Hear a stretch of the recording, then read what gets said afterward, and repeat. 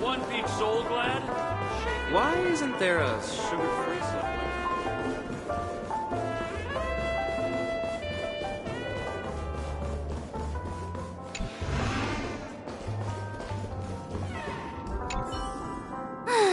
After all this craziness, nothing is better than staying safe in reality.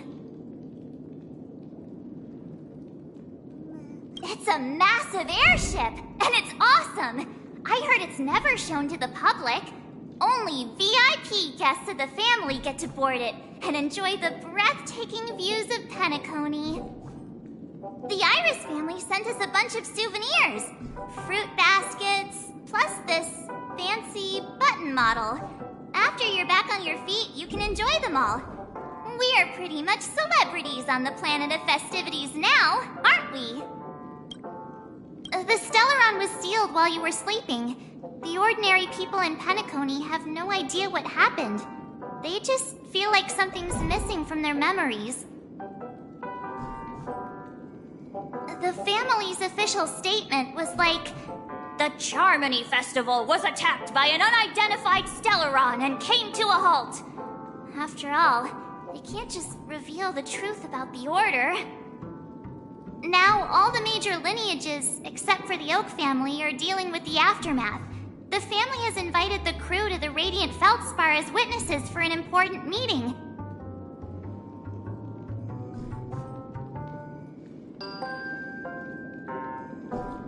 Why the sudden interest in that? Well, I was dragged into the sweet dream. I felt a cold tentacle diving into my memories. But something else was there. So the tentacle suddenly disappeared. And then I dreamed about stuffing my face with delicious food and going on a shopping spree. Sunday didn't seriously believe that was the life I wanted, right? Breaking free from that cheesy illusion was just a piece of cake. Yeah, let's go. We've got some time before we board the ship, so let's catch up with everyone at Dream Jolt Hostelry.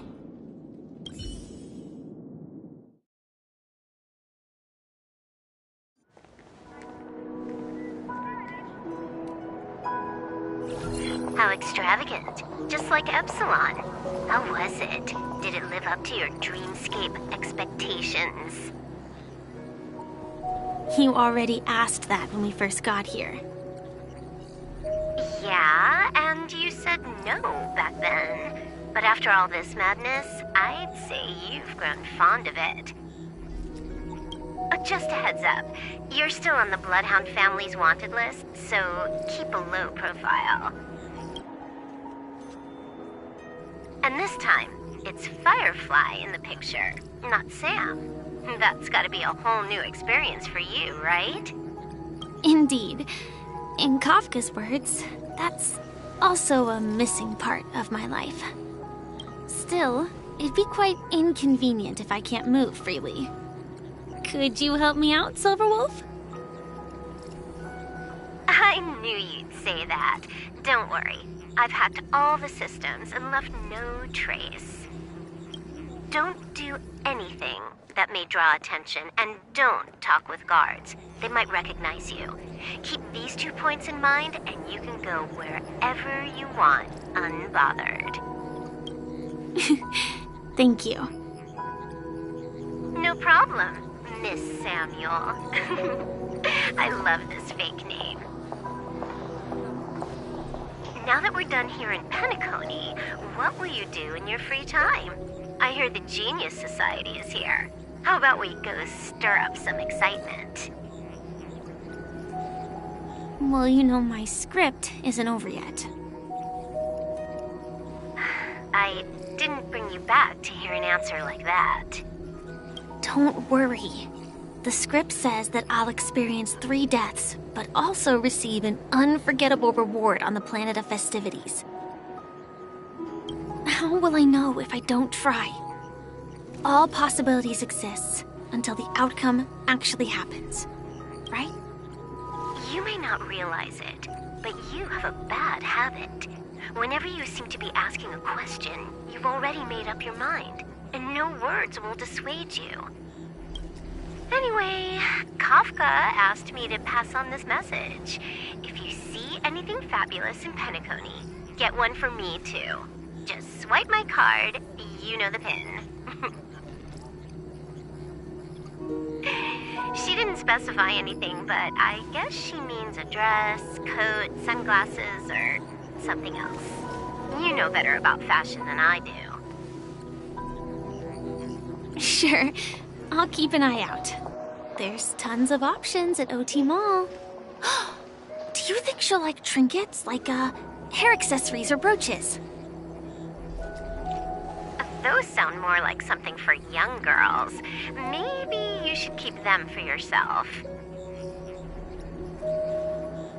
Oh, by the way, Blade wanted you to be more careful. He didn't explicitly say it, but I think he was trying to say something like, temptation will show up again in Penacony. He's always so subtle with his words. Got it. He was just worried about me. Relax, Silverwolf. You know me. I won't do anything crazy. I just want to wander around and see more of the world for myself. I want to buy some oatcake rolls.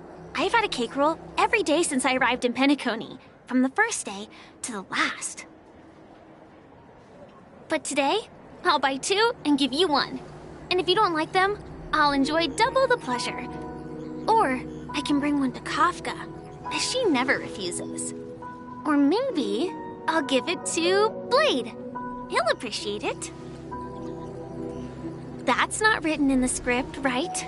But as you see, I have added new footnotes to my destiny.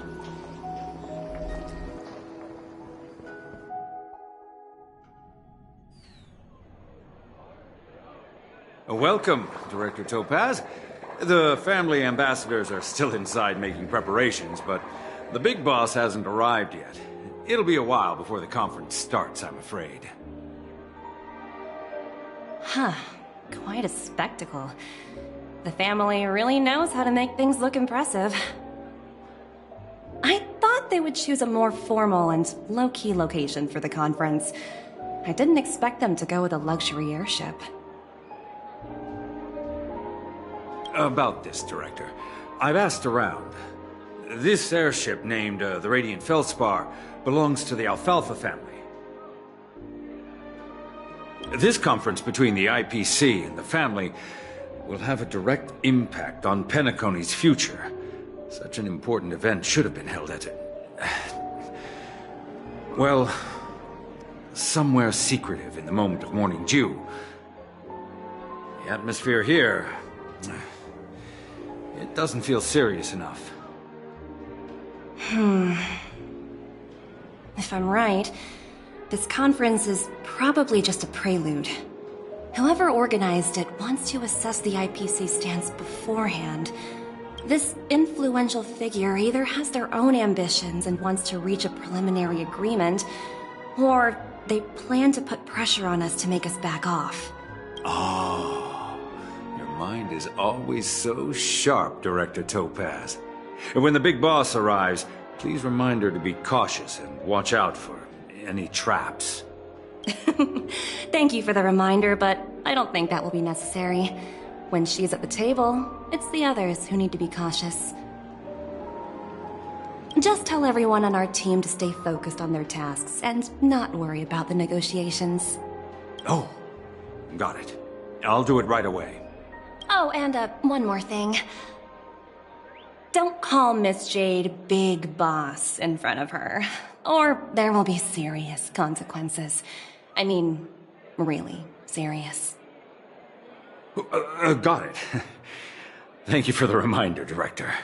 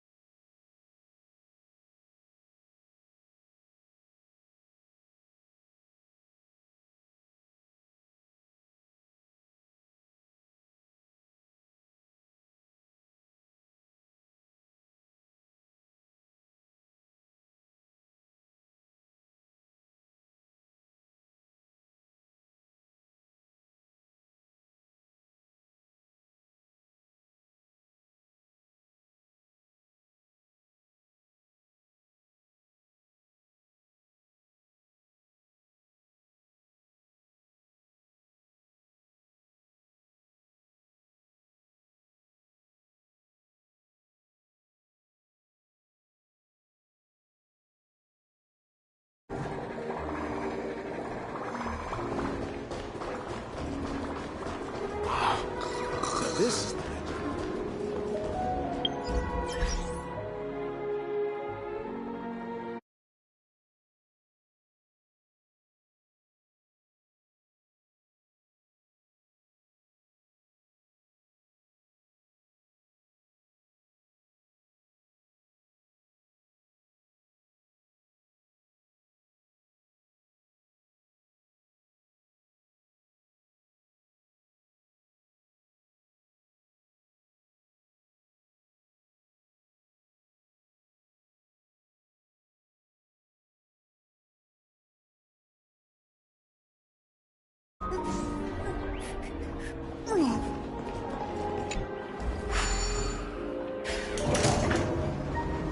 None of the important figures have arrived yet.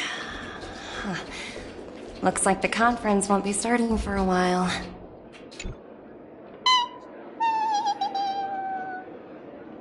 Oh, are you hungry, Numby?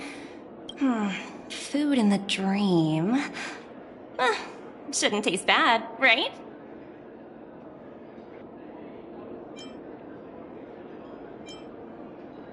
Numby! Yes!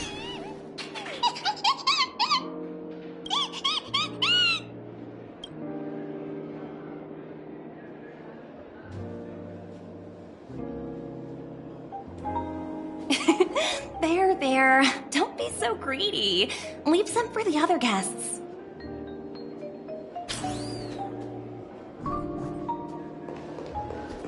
What services do you require?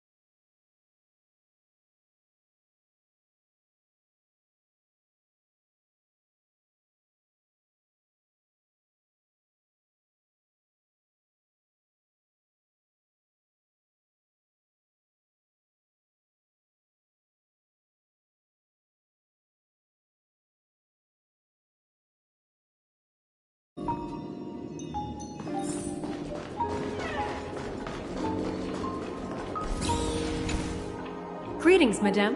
What can I do for you? Hello. Could you tell me more about the Radiant Feldspar? I assume you are the ambassador of the IPC Strategic Investment Department. It's my honor to assist you. The Radiant Feldspar is owned by Mr. Odie Alfalfa, head of the Alfalfa family. Mr. Alfalfa invested a significant amount in building this luxurious airship an Ember era ago, and it has been sailing across the 12 hours of the dreamscape ever since. Oh, so it's owned by old Odie himself. No wonder the ship is so lavishly decorated. Indeed, Mr. Alfalfa has impeccable taste. Only the most prestigious guests are invited by the Alfalfa family to board this airship. Please allow me to continue my introduction.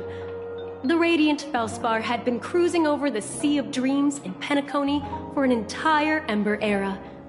But its voyage was temporarily halted due to the recent reverberation. Reverberation? Such a formal way of putting it. You're really downplaying the whole thing. I apologize. Please continue.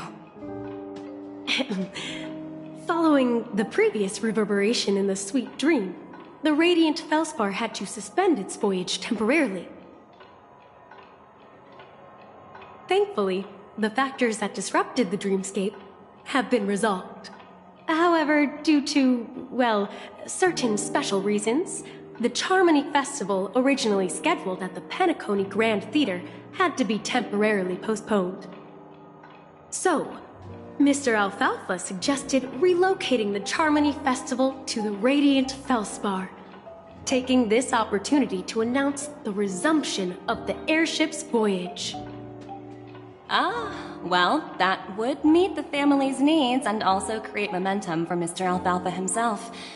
Quite fitting for a legendary tycoon like him. Thank you for explaining matters to me. Goodbye.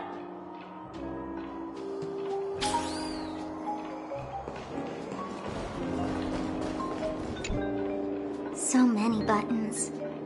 How many centuries would it take to press them all? Huh. Didn't expect those pooches to actually recycle them all. Huh?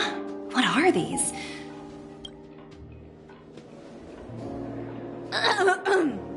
For your safety, please stay away from those objects. For my safety? Are these buttons something dangerous? Not exactly. Lately, there's been a prankster in the Sweet Dream who's been handing out strange button devices to anyone he meets. According to those involved, he said something like, "Just press this button and all of Penacony will explode." Luckily, no one believed him.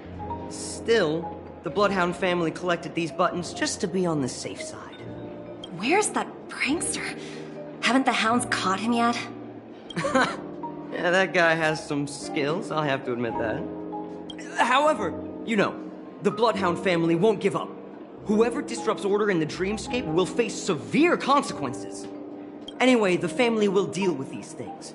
Please, kindly keep your distance.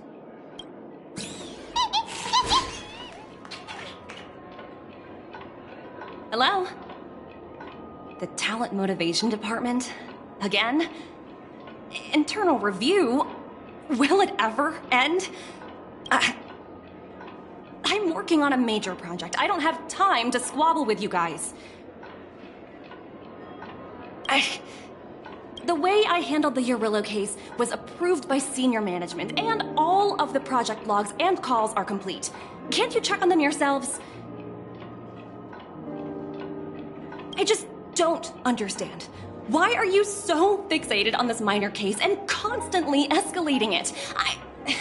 Seriously, what's your purpose? Sounds exhausting. Why not just hang up? In my opinion, you handled that project quite well.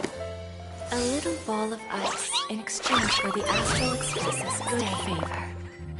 That's not a bad deal for the department. It's been a while, little Yelena. I've been looking forward to working with you. Never imagined this day would come so soon. Is there trouble? You can tell me anything. Just like old times. Ah, it's been a while, Madam Jade. I'm honored to have the opportunity to work with you. You're still so formal, aren't you? Forget about the hierarchy and treat me as your equal. No need for unnecessary titles like Madam. I'm sorry, but it might take some time to get used to that. After all, you are a senior. Well, now that we're both members of the 10 Stone Hearts, I need you to be at your best. Especially since the upcoming negotiations leave no room for error. As sharp as you are, I'm sure you've figured out the true purpose of this conference, right?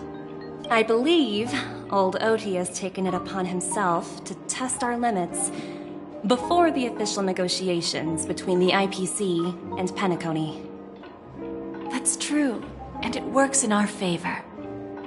Do you know why? If we can reach some sort of agreement with old Oti beforehand, and gauge our opponent's boundaries, our future negotiations will go much more smoothly. That's the obvious benefit. Exactly. And the hidden benefit is that, as the head of the Alfalfa family, his actions suggest that the 5 lineages might not be as united as the Odes of Harmony would suggest. As long as the influence of harmony hasn't completely permeated their core, personal desires will always have their way. Thankfully, influential figures in Penacony haven't entirely suppressed their own desires. It's similar to the power struggles within the IPC. The supposed all-for-one philosophy shared by the 5 lineages. It's just a slogan now that the Dream Master has gone. After the downfall of the Yoke family, old Oti's faction became the dominant force in Penacony. Even if we consider only the succession order, he's the longest serving and most senior among all the family heads. Yes, that's exactly why we need to handle the conference following an agreed-upon strategy. It's like playing a game of chess, where every move needs to be carefully thought out. Absolutely. The 3 steps of negotiation. Listen, test, and strike. That's what you taught me. Pretty clear. Although, you seem to have changed the order in the Yarilo case. That was based on my personal experience. I apologize for interrupting your conversation, but the family head is ready to meet the ambassadors from the Strategic Investment Department. Time to get to work. Let's prepare ourselves and meet that esteemed supporting actor. Remember, our goal is to create an opportunity for the IPC to enter Penacony. Aventurine has already made a small opening, and you and I, we're going to tear it wide open.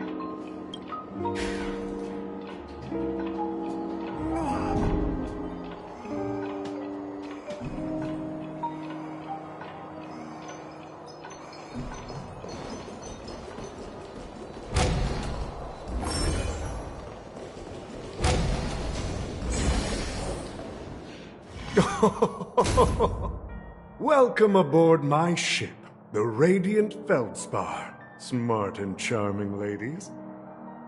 Please, have a seat.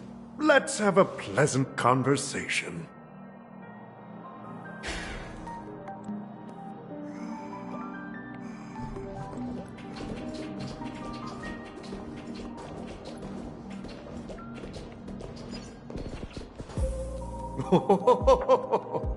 Welcome aboard, my dear ladies. Forgive me for any lack of attentiveness that might have led to a lengthy wait outside. No problem at all, Mr. Alfalfa. It's my honor to meet you in person. You may not be aware, but the book Odie Alfalfa, the biography, is a must-read for all Strategic Investment Department employees.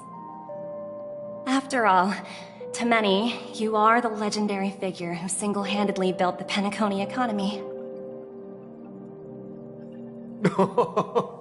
I expected no less from the 10 Stonehearts from the Strategic Investment Department.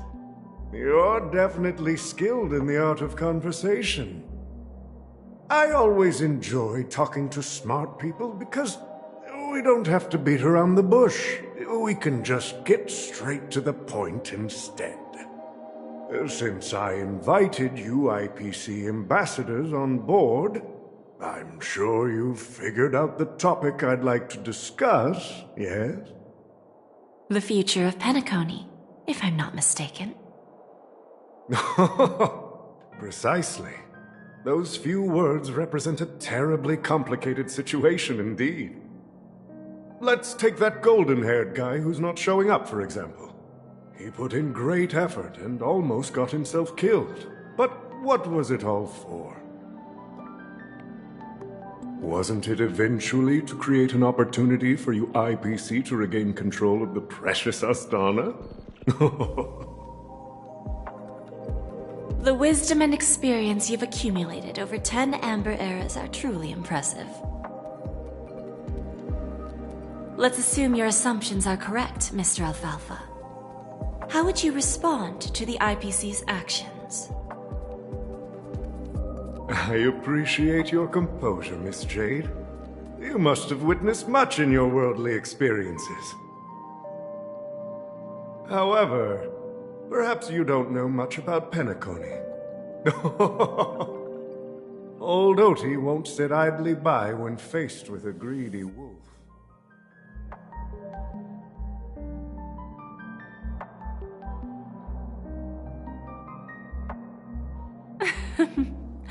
Please, go ahead. I'm all ears. Then I'll be straightforward. I requested this meeting before the official conference to dissuade the Strategic Investment Department from trying to lay a finger on Penacony. If you back off now, you can make a smooth exit and prevent the IPC from losing face during more important negotiations. One of our P-45 executives was attacked and nearly killed in the dreamscape. The IPC can't simply ignore this incident. Moreover, considering the turbulence during the Charmony Festival, Penacony's credibility has taken a hit in the public's eyes. Despite your determined attitude, the issues plaguing Penacony are real, are they not? You use the term real, Miss Topaz, but let's not forget that this is the realm of dreams. If you want to succeed here, you need ambition and unconventional thinking. Curious about how I plan to respond to the IPC? Well, I don't mind sharing. My actions will help Penacony take a significant step forward by self-listing and going public. Going public?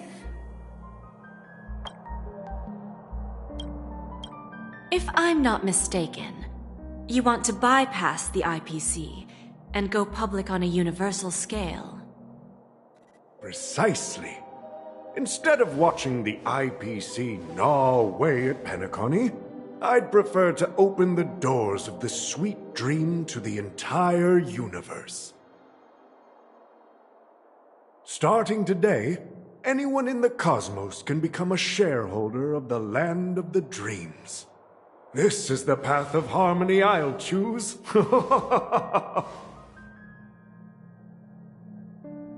This reform should have been implemented earlier, but unfortunately, the Oak family were a bunch of blockheads blinded by order. Their level of intellectual flexibility doesn't even come close to an old fellow like me. Thanks to the little reverberation earlier, the biggest obstacle between me and my reforms has been eliminated.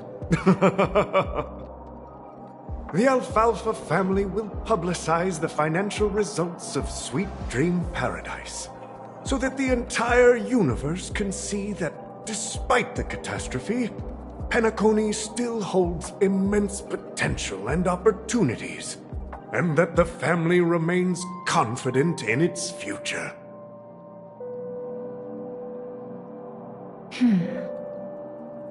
Crisis and opportunity are two sides of the same coin. So, you've been waiting for the right moment for Penacony to regain the spotlight. And if Penacony should seize this opportunity to overcome adversity, even if the IPC tries to intervene, every move we make will be scrutinized by trillions of people.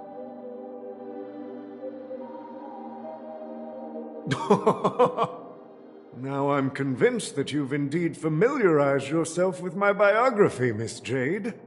So, about your next move. Please, consider it carefully. Indeed. We need some time to digest such a wealth of information. I suggest we conclude the first half of our conference, Mr. Alfalfa. Please allow Topaz and me to confer privately for a few moments, and to respond on behalf of the IPC later. Of course. Take your time, dear ladies.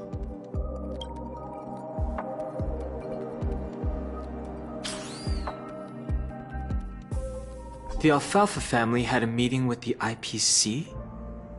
I got this information from a message sent by that IPC ambassador. He said it was to return the favor. It's not hard to imagine. Penacony today is pretty much like the frontier prison it once was, with external forces casting greedy eyes and the undercurrent of order lurking within.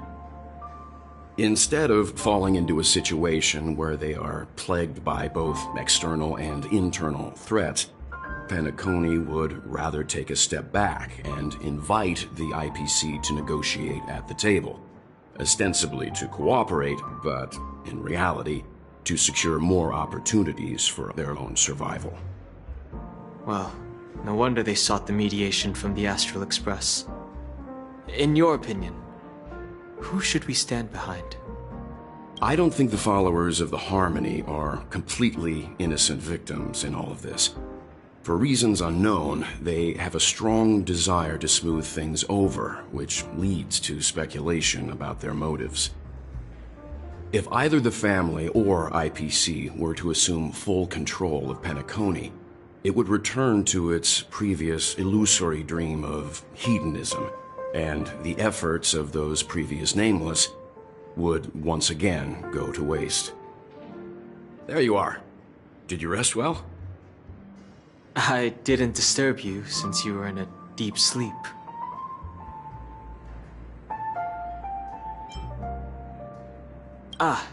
She went to negotiate with the family as a representative of the crew. She'll contact us once her arrangements are ready. After Anna's dream was shattered, the family branch from the Montour system soon arrived and swiftly took control of the situation. Most members of the Oak family fell unconscious, but fortunately, their lives were not in danger. The mastermind behind the plans was confirmed to be Gopher Wood, the previous Dream Master. But by the time we arrived, he was dead already. He'll face a trial. As for further details, the family would rather not disclose them. Ultimately, the public perceived the incident as an attack by evil forces targeting the Charmony Festival. They believe the family failed to safeguard the sweet dream, significantly eroding their credibility in the process. While quite different from the truth, this appears to be the outcome with the least impact. After all, you don't know who's awake and who's pretending to be asleep. Well, they'll open their eyes in the face of danger. Once the danger subsides, they'll embrace the sweet dream again. Here's a toast, with 3 glasses of Glory of the Trailblaze to all of you. Yeah, it's good to see you all again. Although we might be saying goodbye again after this reunion. When will the Astral Express leave Penacony? We'll stay a bit longer, but not too long. So, this is our final meeting then? If this is a farewell, then it seems to be missing something. Music? Atmosphere? Maybe a special drink to honor those who are not here. Let's see. The mixed drink should be solemn, dignified, and unique, as we'll use it to pay respect to those fallen heroes. To the nameless, resting in peace, and to Gallagher.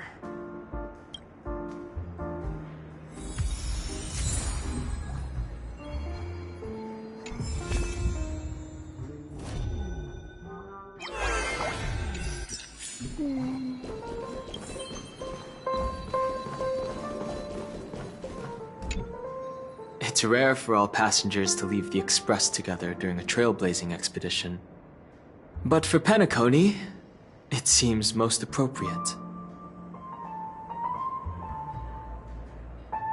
Given the conductor's presence, there's no need to worry about it. However, it's crucial that we soon return to inform Pom Pom about, the Nameless. In my dream, the Express stopped at many places, and passengers came and went. However, the 5 of us were always present, and the journey seemed never ending. Perhaps this could be a deep-seated desire inside me, and upon realizing this, I knew it wasn't real.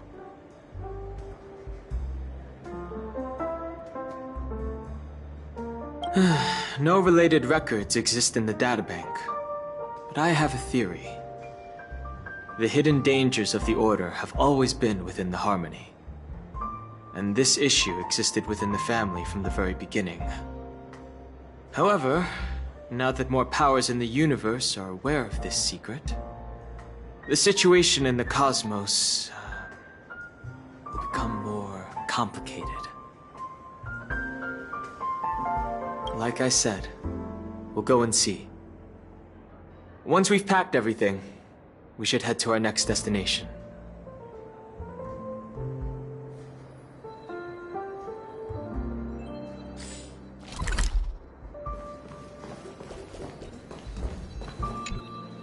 This trailblazing expedition has been thrilling and memorable. Hopefully we've all gained insights about ideals, paranoia, clarity, and dreams from the experiences we've had. One bird longs for the earth and the other longs for the sky. Even if Robin had to stop her brother with her own hands, she won't give up on him. However, facing punishment from the Harmony is inevitable. He will face a trial. As for further details, the family would rather not disclose them. Since the family took up residence in Penacony, the Order has been hiding in plain sight under the guise of the Oak family, using the Stellaron's power to strengthen their hold on the Sweet Dream, which eventually resulted in disaster. That's the claim the family makes. Whether they were truly unaware of all this is a delicate matter. Venturine's efforts finally earned the IPC a seat at the table. As a result, a more senior representative arrived in Penacony and initiated negotiations with the family. As far as the Astral Express is concerned, the IPC will make for an invaluable ally during the negotiations to prevent Penacony returning to its former ways. Well, it was somewhat surprising. In that dream, I returned to my homeworld and reunited with my long-lost friends. And for some reason, Acheron resurfaced in my mind. When I realized that her conclusion was not preserved in memories, I became aware of the bitter truth. The conclusion of a journey can often be sorrowful. All we can do is to try to make sure it ends on a happy note.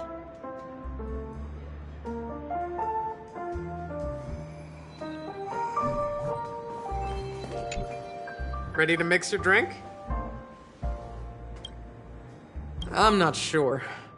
I haven't seen him since our last meeting at the lounge. Come to think of it, he always did come and go quietly. We used to discuss everything here. But every time he'd leave, I'd realize that I didn't know him at all. Such is the mystery that is Gallagher. I have a hunch. Perhaps he's already fulfilled his wishes and won't be coming back. Before we start, would you like to talk to your friends? We have plenty of time. All right, as you wish. I think I have an idea about what drink to make. Would you like it bitter or sweet? It's up to you. Choose the flavor that suits you best at this moment. Drowning sweetness. One of the most challenging drinks to make. A slight imbalance in the ingredients can result in an overwhelmingly viscous sweet taste. However, with the right ratios, you get a uniquely sweet drink with a lingering aftertaste. Not a bad choice. Let's start mixing.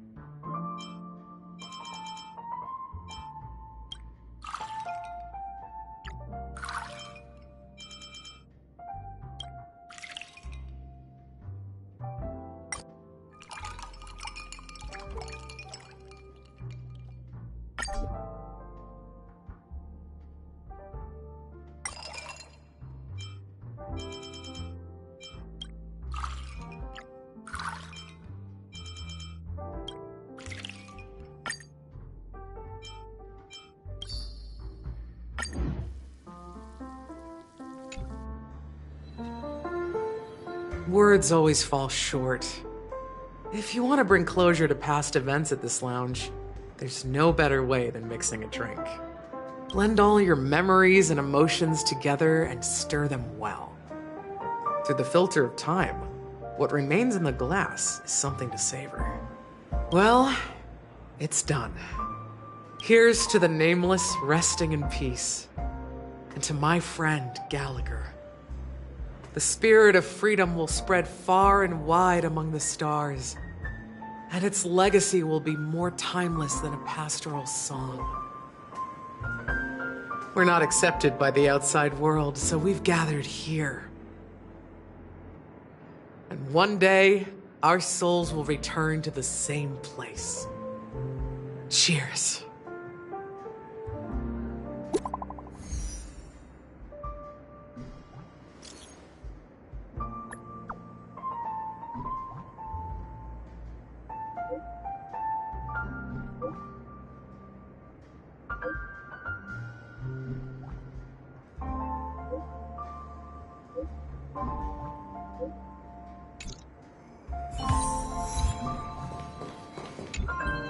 Oh, are you leaving?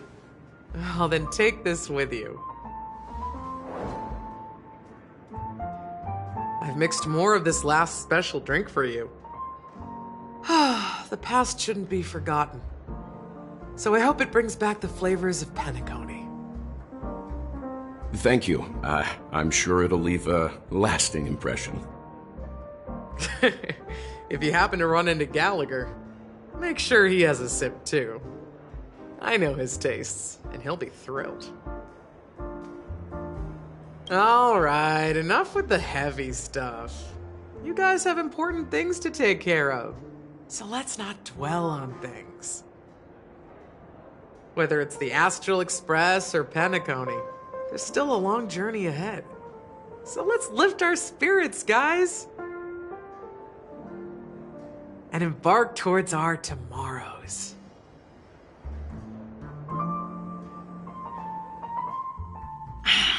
old Odie is a tricky opponent.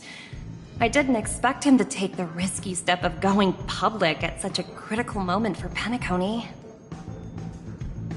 Indeed. He's definitely bold.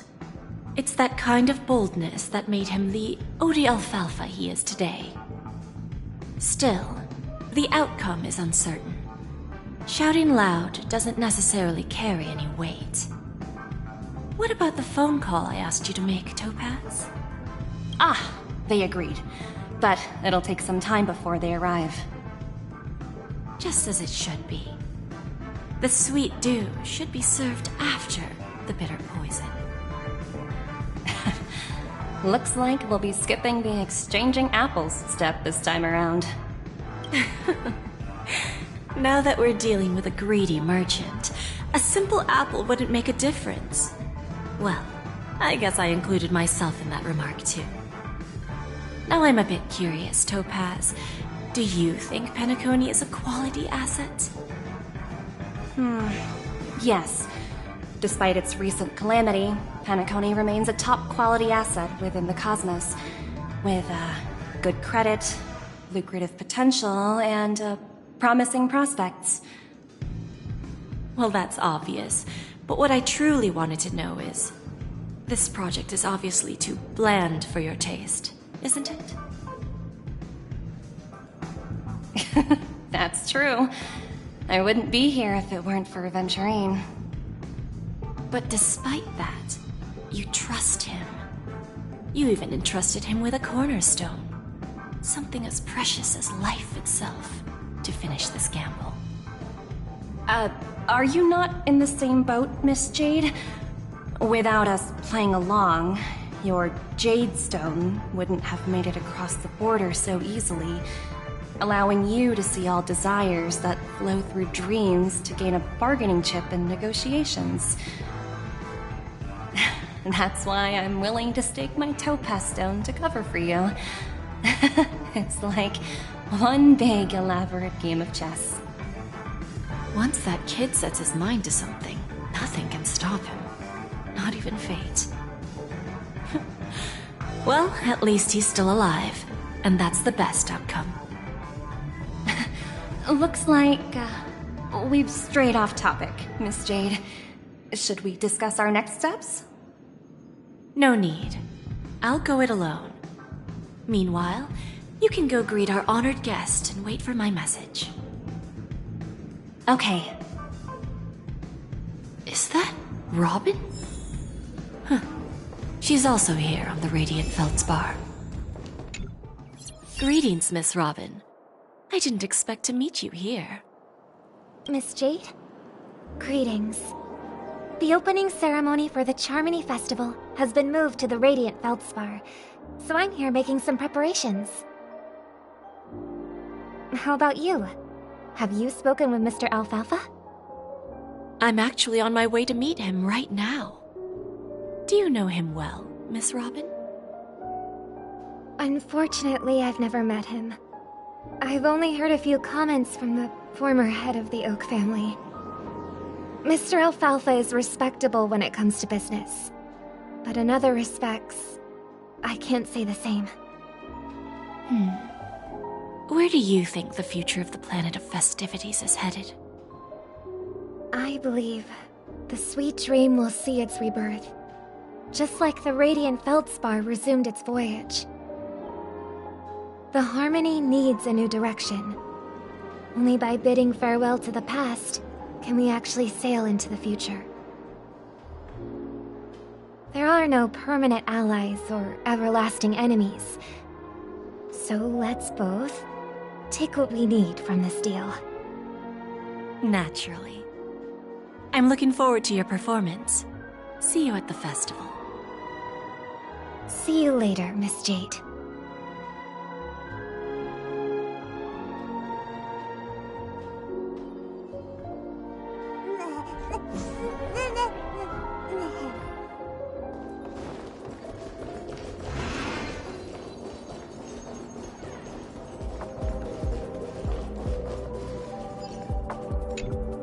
Thank you for your patience, Mr. Alfalfa.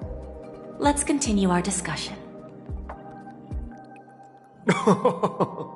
Figured out something already, Miss Jade? But where is Miss Topaz? Topaz says something else to take care of. You'll be seeing her later. Talks can still continue between the two of us. Is it just me, miss? Your tone sounds very different now. I need to set a good example for my junior. It's not a good habit to be too loose-lipped during negotiations, right? Now we can speak frankly and openly. Do you believe what I said, Odie? You're not the only merchant who has seen the changes in the cosmic market over the past 10 Amber Eras. Interesting. Now that's interesting. Good. It's good to be straightforward. Openness and transparency are my things. So, tell me, what's your next move? Unfortunately, I'd like to speak the harsh truth before laying out my plan. Let's cut to the chase. First, your plan won't work. Penacony has no way of sidestepping the IPC and going public. Second, you can't stop the IPC from entering Penacony. We've got all the time and connections in the world to find a way in. We'll keep tearing down and rebuilding this place until the Asdana system gets used to the IPC's ways again. Now, I'm repeating your words exactly. If you don't want to be a laughingstock and have everyone gunning for you at the official conference, you'd better drop your little pie-in-the-sky plan. Oh, interesting. Indeed. You surely have a way with words. Now, I'm curious to know what you have up your sleeve. Mr. Alfalfa, let's not forget that the IPC controls the biggest interstellar publicity platform.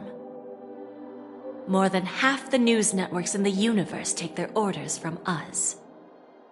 The moment news spreads about Penacony going public, trillions of customers will immediately receive a message like this. The family's protection for Penacony has expired. Any mishaps in the dreamscape could result in permanent brain death. Care to guess how many ways we have to turn alfalfa credits into worthless junk within a measly 24 system hours? With the entire cosmos keeping a close eye on Penacony, I assure you, it won't be too hard. You really think you can pull that off? Even from Pier Point, as distant as it may be, I'm more than capable of keeping you on a tight leash. However, if you agree to give up that half-baked plan to go public, the IPC will assure you that we'll never jeopardize the interests of the family heads under your leadership. After all, we also need allies here in Asdana. The IPC can assist Penacony with financing, starting by acquiring 30% equity shares. With our financial support, stabilizing and rebuilding Penacony will be a piece of cake. 30% equity, you say? Who can guarantee you won't want more in the future? That's the brilliant part of it all. The answer is simple. No one. There are no guarantees. It all hinges on self-awareness and mutual respect. However, the board of directors will consider the interests of the family heads to some extent. You're a smart merchant, old Odie. Isn't the whole purpose of this elaborate game to showcase your business acumen and seek more benefits for the family? It benefits us if we both take a step back. And if that's not enough for you, I'm pretty sure that another goal of making Penacony go public is to expand the influence of the Planet of Festivities and attract more customers.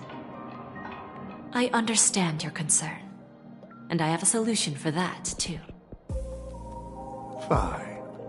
Now I see your sincerity. As the head of the Alfalfa family, I don't think I have any reason to refuse your offer.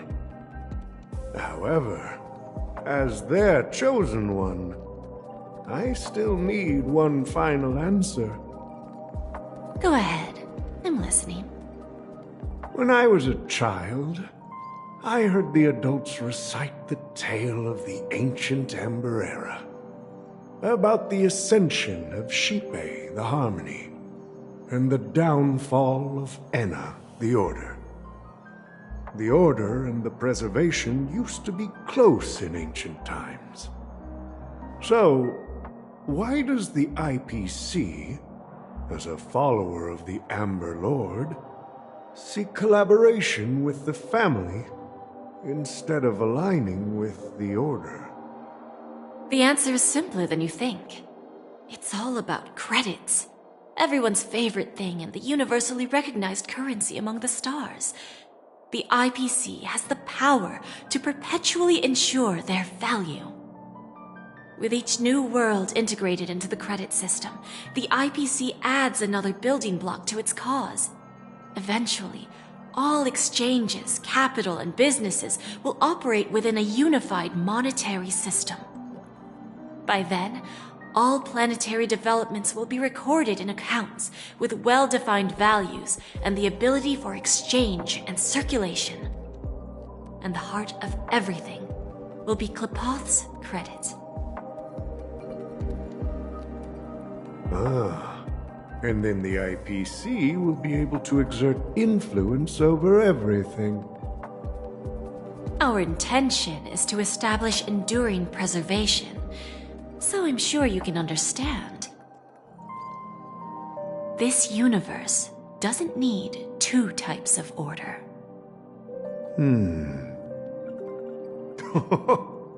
Well said. Now you've convinced me.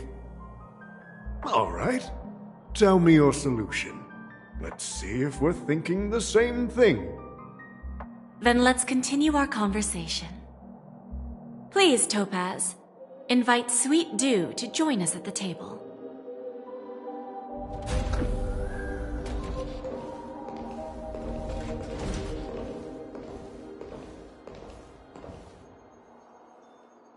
Thank you for your presence, Miss Himeko. Please allow me to introduce her to you, Mr. Alfalfa. This is Miss Himeko from the Astral Express, one of the future shareholders of Penacony. I've heard so much about you, Mr. Alfalfa. It's an honor to meet you as representative of the Astral Express.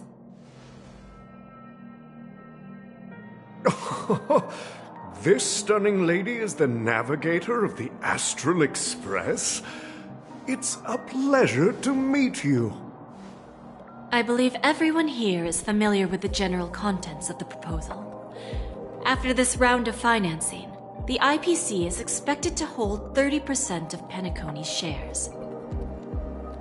Then, the IPC will transfer 5% of that stake to the Astral Express and recommend Miss Himeko as an independent director to honor the sacrifices and contributions made by the former Nameless to the land of the dreams.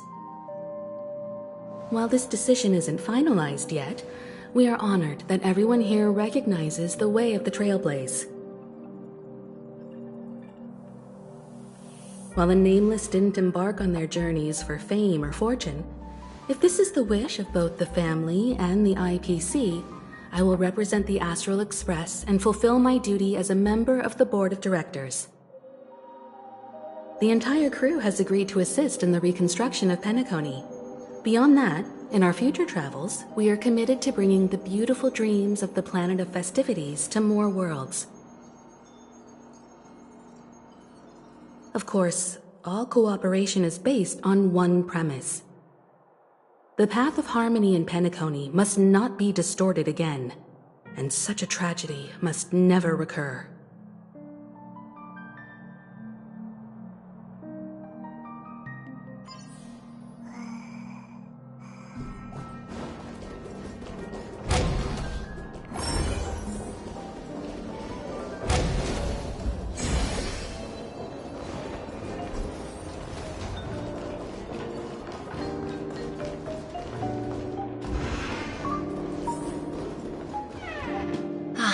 Old OT is in agreement, so the issue is settled, I presume.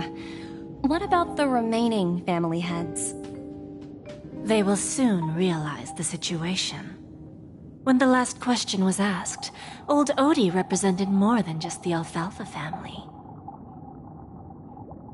When should we schedule the formal negotiations? I'll handle the arrangements. It's all up to you. I'll step back and let you handle the negotiations and takeover. I won't be involved. But Miss Jade, this is... Aventurine initiated this case, and you were his project partner. If that kid hadn't overplayed his hand, I wouldn't have been pushed to the forefront. I came here today to help you sort out the toughest issue. I trust you'll be able to wrap things up quite nicely, little Yelena. Of course, there won't be any problems. And please, give Diamond my assurance. Don't worry. Diamond has always trusted us. I'll put in a good word for you, and you'll have your P-45 position back in no time. Radiant Feldspar. What a fantastic ship. Now that my business is done, it's time for me to indulge in my own little hobby. You want to open a Bon and Jade exchange branch on this ship too? Opportunities like this don't come around often. Just look at the guests on this ship. They're surely holding a wealth of valuable treasures. Well, I'll take my leave. A pawn shop can't run without a boss.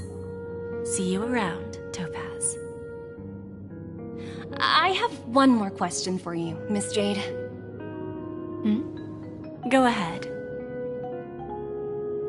That dose of bitter poison. I'm curious as to how you found this information. I didn't find the information. It came to me. It was from a lady concerned with the future of the Harmony. In return, I've agreed to help her with something, but that's for later. We can deal with it after we leave Penacony. You see, that's what investment is all about. The seeds of opportunity are already sown. They only need a little bit of nourishment to take root. And then after, all we need to do is wait patiently. Like right now, for example. It's just about time my final guest boarded the ship.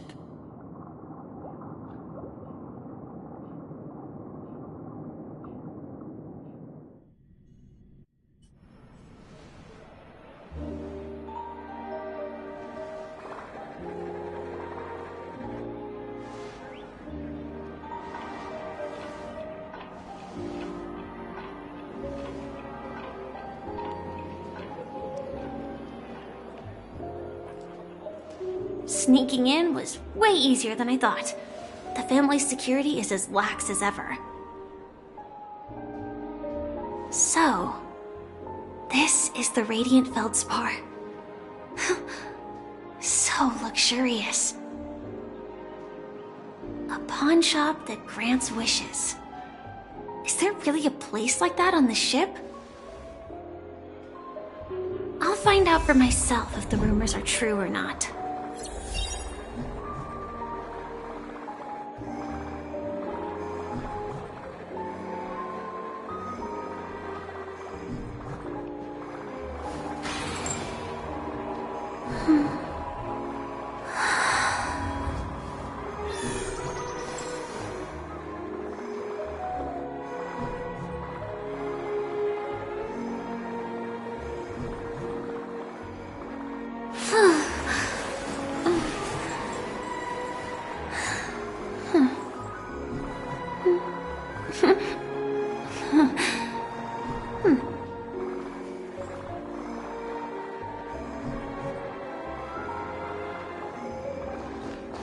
Tripped and fell right here.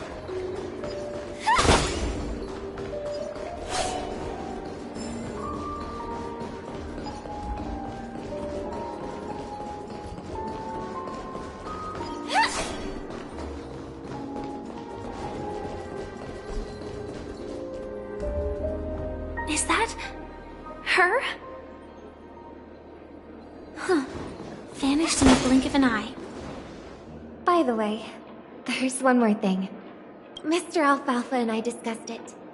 I'll present a gift to the Astral Express on behalf of the family as a token of gratitude for the Nameless's contributions to Penacony. Please help me with the necessary arrangements. Right away, Miss Robin. Can I ask you something? Oh, greetings, miss. Is there anything I can help you with? Do you know how to get to the pawn shop? Pawn shop? Ah, you must be talking about Lady Bonajade's place, right?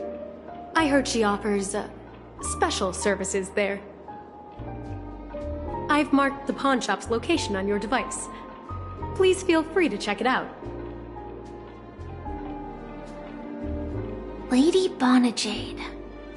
I think I've heard that name somewhere before. Was it from Silverwolf? Come to think of it, she disappeared after mentioning that she was going to meet with the Genius Society. I wonder how things turned out for her.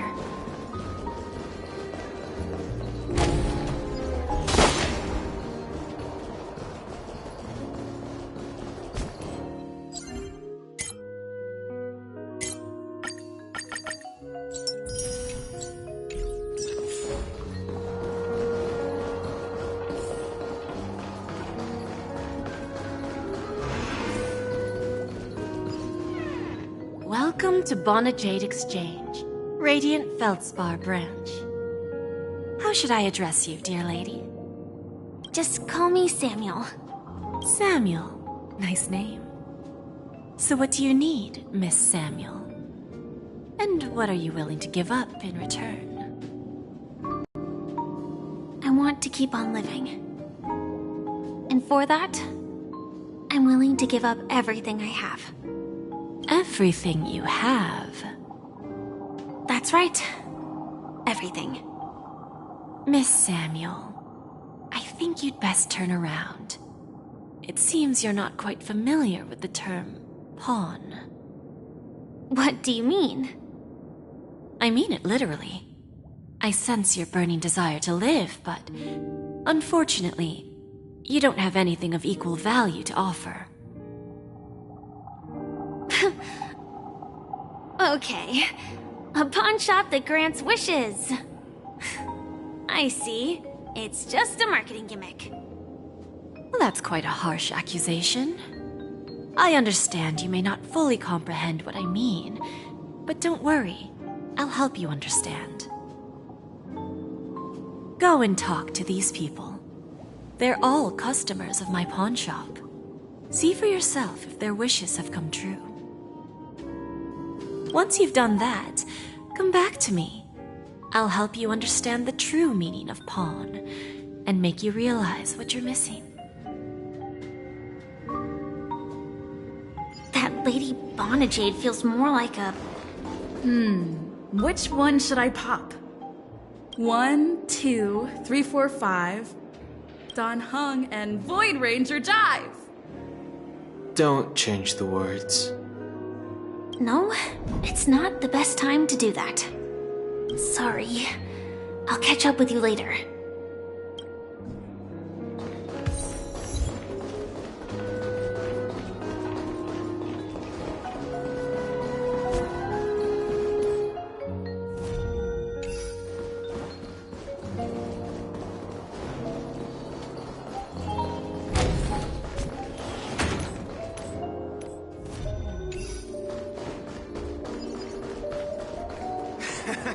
Got it. You stupid little girl.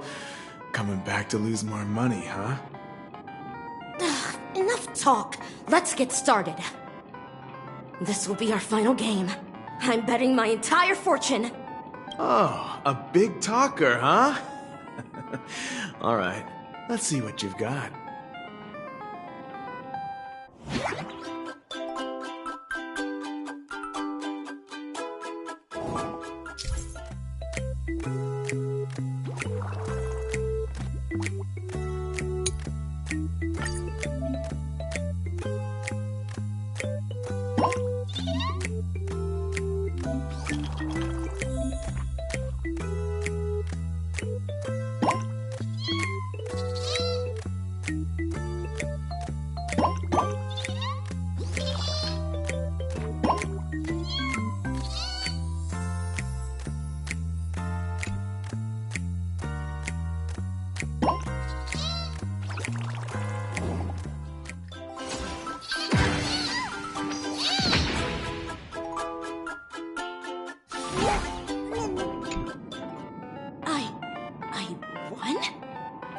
actually won! This can't be! You lost to me 10 times in a row. How could I possibly lose to you at such a crucial moment? It's true! Lady Bonajade has truly blessed me! Finally, my luck has turned for the better. Great new era for Stacy. The master gambler has arrived!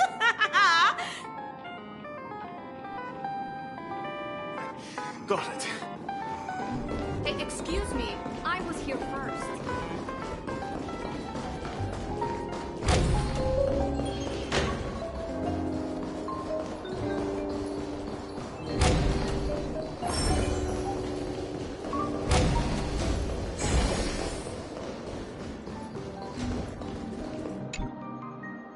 Prepared a gift for you, Dorothy.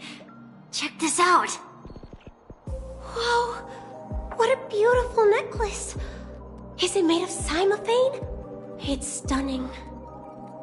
How did you know I love jewelry made of cymophane? It has the same purple hue as the necklace my dad gave my mom. I've never told anyone about it. How did you find out, Del?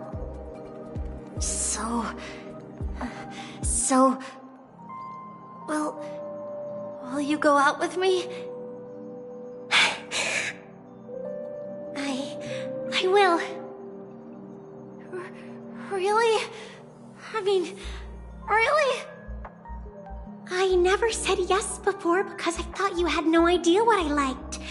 But this gift made me realize you were actually paying attention all along, trying to learn everything about me. So yes, I will. Wonderful. My wish has actually come true. So, shall we go, Dorothy? Let's go outside and enjoy the stunning views of the 12 hours. Yeah, let's go.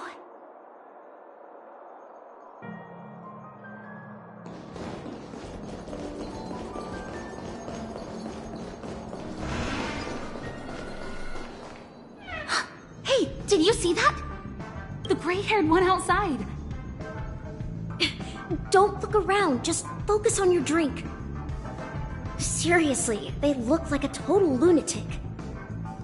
Is that her?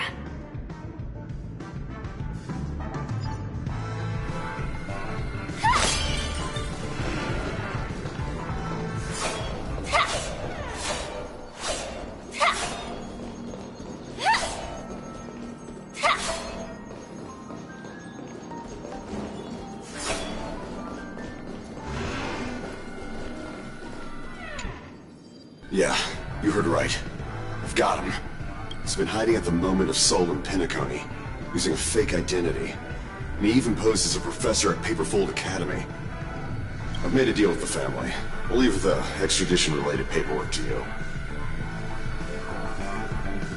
How'd I find him? Well, let's just say I had some help from an influential figure. Don't ask for the details. 22 years. Yeah. 22 years of chasing this guy all over the cosmos. You know, never thought it'd end up like this. Right here. I'm gonna hang up for now, partner. I need to raise a glass to myself.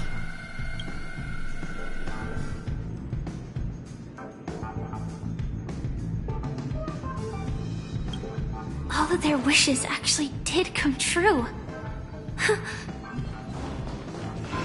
But I just don't understand. How did she do it? And what does pawn really mean? I should go back and ask.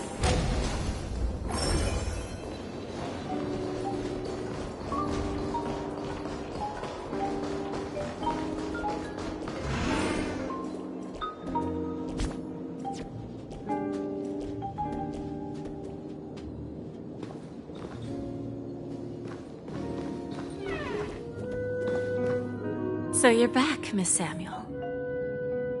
Yeah. I found those people. And it seems their wishes did come true after visiting the Bonajade Exchange. I'm not sure what you want me to see. They all seem to be living fulfilled lives. Not so fast. This step was just to show you that the Bonajade exchange is genuine. That I had the power to grant their wishes. And now, I'll tell you the price they paid. Dell was from a wealthy family. He was head over heels for Dorothy and wanted to win her heart. So he made a deal with me. He put up his entire fortune in exchange for a gift that would impress Dorothy. It was a piece of cake for me, thanks to my IPC connections. However, Dell will soon find himself evicted from the dreamscape because he can't afford his room. Whether he can bounce back from poverty, well, that depends on him. Let's just hope that necklace will keep their relationship from crumbling. Then there's Stacy, a lady with a gambling addiction. She wanted some serious luck, but she had nothing to offer. So I took something else instead. I took away all her close relationships. From the moment she stepped out of the Bonajade exchange, every casino in the cosmos would remember her name. But her parents and siblings would sever ties with her, and it would be impossible for Stacy to make any real friends again. She will accrue a vast wealth due to her good luck, but she'll never be able to use it for the people who truly matter to her. As for Detective Walker, he spent 2 decades chasing down a wanted criminal for some heinous crime. But he never caught the guy. In his desperation, he came to me. He offered his own memory system as collateral. In due time, his memories as a detective will be erased, and he will completely forget his own identity and all the sacrifices he has made. Interesting, don't you think? I fulfill people's desires and grant them favors, and soon they come back to me with even greater desires. When people see others' desires get fulfilled, they develop their own desires. It seems like an endless cycle, but it does have a goal. In the end, I will get what I desire from this whirlpool. And patience happens to be one of my greatest strengths. So now, do you understand what you must give up, Miss Samuel? Or should I address you as AR-26710, a remnant of Glamoth's Iron Cavalry? I'm not surprised. You are much calmer than I expected. Entropy loss syndrome. Truly an unjust misfortune, isn't it? The higher-ups in Glamoth implemented such a failsafe within the genes of their warriors, just to make sure the Republic's most powerful weapons wouldn't fall into the wrong hands. As for the price, those Iron Cavalries weren't exactly seen as regular, independent humans, so there wasn't really a price to be paid. However, you are different. You're now a Stellaron hunter, a living being named Firefly. Naturally, you want to continue your existence, but with the firmament front gone, the people who know the secret and can cure the disease are nowhere to be found. Are you suggesting that the IPC has a remedy? Well, there might be a silver lining. That's all I can say for now. I see. It's no wonder you said I can't provide anything of equal value. Because nothing I own holds any meaning. So, you're going to ask me to personally restrain my partners to ensure my own survival? Unfortunately, that's not quite the case. Partners. A nice way to put it. Now I'm even more curious about the Stellaron hunters. Each of you has your own identity and a special bond with each other. It's strong and intimate, and yet it allows for independence. Just as the 10 Stonehearts follow Diamond, you follow your own leader. I wonder what they are like, and if all Stellaron hunters are like you. Traveling on the path of finality, but struggling against your destiny. Attempting to move in the opposite direction. I really hope that one day, all of you will come and visit my pawn shop. I'll be waiting patiently for that day. Can I see this as an invitation? From Diamond to the Stellaron hunters while keeping the IPC in the dark? Consider it more of a personal offer from myself. It doesn't represent the IPC or the Strategic Investment Department. The Stellaron hunters have interacted with the IPC, but not the 10 Stonehearts. Our paths have never crossed. As for your offer, I can pass it along to my partners. But I have a question.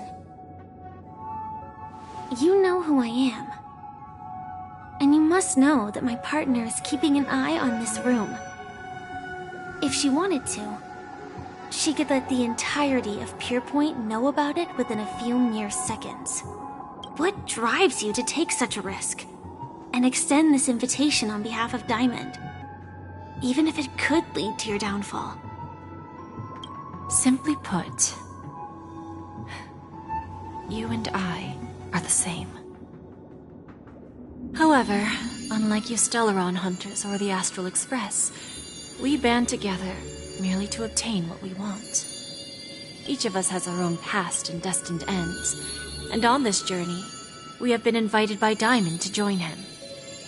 This journey could be either brief or long, as each of us carries a void in our hearts that can only be filled from the outside. So, Diamond made us a promise to divide the power of the Emanator of Preservation into 10 pieces and give each of us a cornerstone to fill that void. Mortal flesh is fragile, yet my heart is unyielding like the monolith. For without this resolve, the way of preservation would fade into oblivion. So, you understand? This pledge goes beyond a mere oath. It's our collateral in exchange for opportunities, wealth, survival, and a future. And whatever we gain from it will fortify the Stonehearts in return, allowing us to achieve the great cause of the preservation when the war among the eons eventually comes.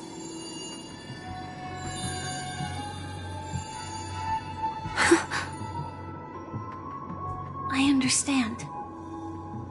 Take your time, child. You don't need to give me an immediate answer. Like I said, patience is one of my greatest strengths. If fate turns that page, our paths will cross again. It's a shame, though, that this pawn shop can't give me what I desire. My last attempt in Penacony. Well, it ends with hope.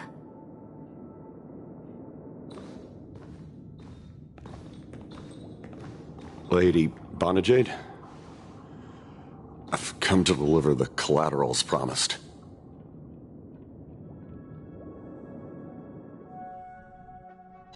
Turns out, the meeting to decide the future of Penacony went much smoother than expected. With little debate. The Charmony Festival's opening ceremony is starting soon. I should head down and take a look. This airship has quite a few treasures. A bountiful harvest.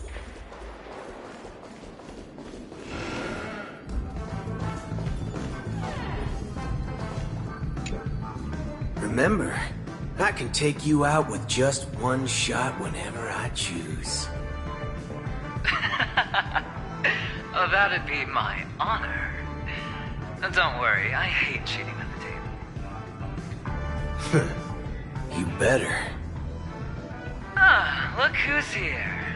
The great hero of the Astral Express. The most dazzling trailblazer in all of Penacony. Oh, you're here too. Long time no see, friend.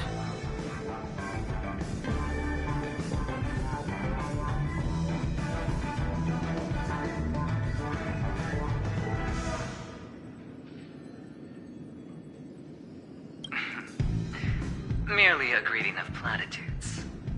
As long as you and I have an understanding.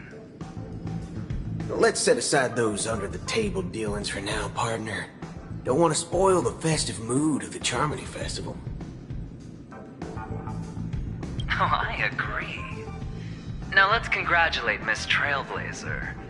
I hear the family intends to thank the crew at the Charmony Festival. It's a real pity I can't personally be there to witness this.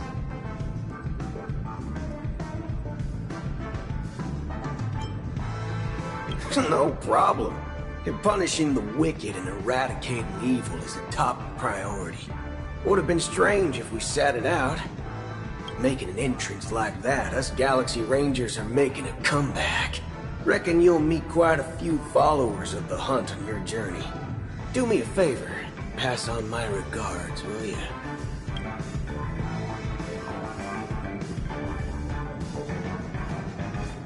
Well, my job was just to give the IPC an opening. Other things aside, I think I did a pretty good job at achieving this. While you were at Dreamflux Reef, we were actually close by. You wouldn't have been able to dig up so much dirty information without the help of a knowledgeable friend. But that emanator didn't pull any punches. My body couldn't hold out too long. Otherwise, this would have been settled in a much cleaner manner. Forget it. I'm not one to beat around the bush. I've got a score to settle with a high-ranking executive fella named Oswaldo Schneider. And this flamboyant fella here can help me find him. The feud between the Marketing Development Department and the Strategic Investment Department is well known across the cosmos. But what I didn't expect was the involvement of the Galaxy Rangers in this feud. Looks like things are about to get spicy. Thank you. And I also hope you enjoy yourself, great hero of Penacony. I'll pass. But I do hope you guys have fun. If you don't mind, let's play a few rounds next time.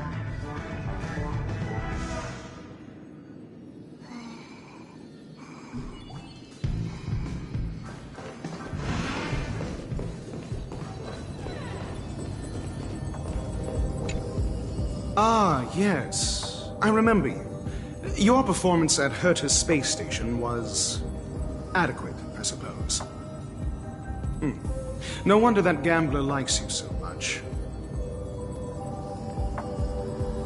The Intelligentsia Guild assigned me to be an invigilator for the IPC's ambassadors. Nothing more than an errand from the Office of Academic Affairs. Very well. The Charmony Festival is about to commence soon. Take advantage of this unique opportunity. A blend of work and play is essential for superior knowledge absorption. The executives of the IPC and the Guild say that we are strategic partners. Yet, from my perspective, I am invariably the teacher, and he, along with you and every other individual, is the student. From this perspective, Aventurine isn't what you'd call an ideal student. Yet, he's also not utterly obtuse. Alas, the void within him can never be filled by talent and knowledge.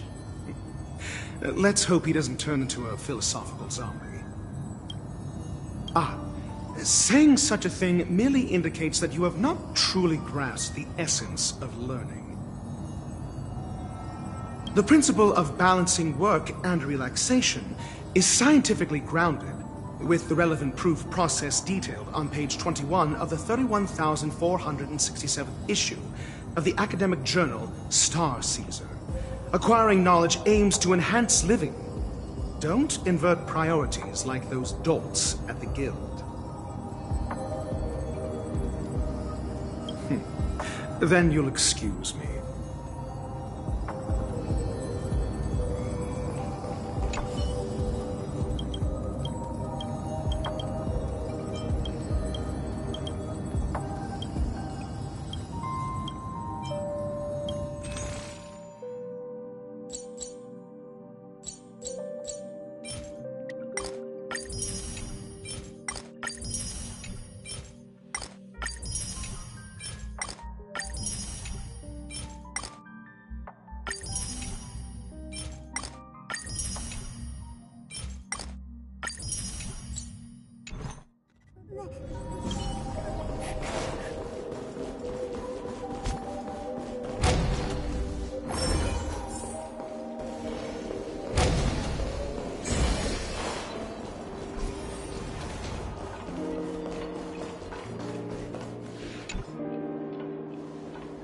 Well, if it isn't my old friend. It hasn't been long, and yet, here we are again. How are you?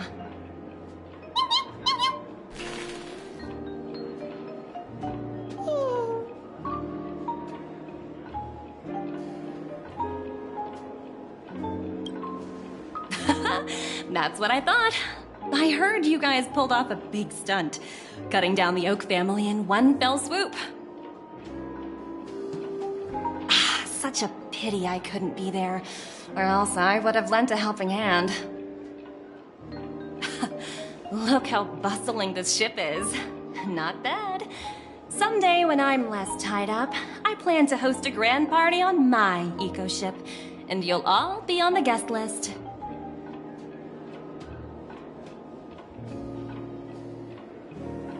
Transform? What are you saying? Oh, I understand now. You're referring to Aventurine's cornerstone, right? Sorry. Compared to him, my ability is not as visual. Guess there is no harm telling you. The abilities of the 10 Stonehearts' cornerstones are all different. Some can even read your thoughts, grasp your desires. So, be careful. Now that I think about it, it was good that Branya got there when she did in Belobog. If she came any later, we probably wouldn't have ended up as friends.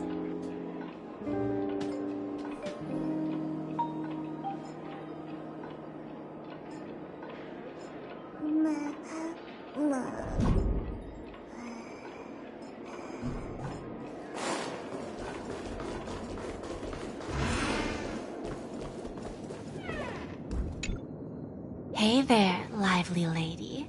Welcome to the Bonajade Exchange. What should I call you?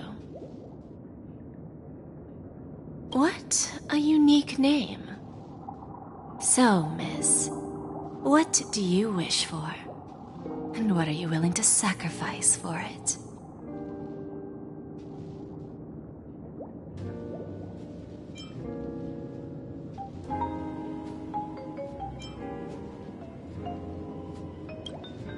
Oh, this is your wish.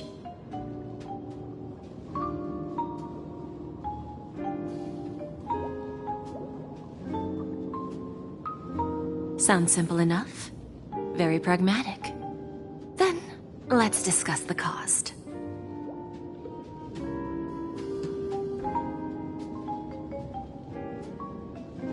To fulfill this wish, the thing I need is simple. The tail of an animal.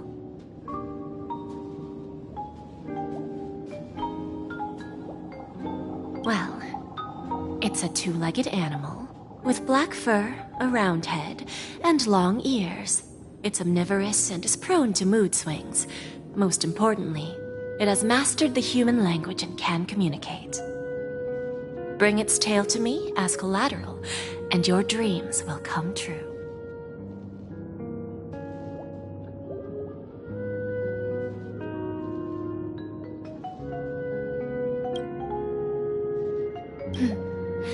May fate bring us together again, Miss Trailblazer.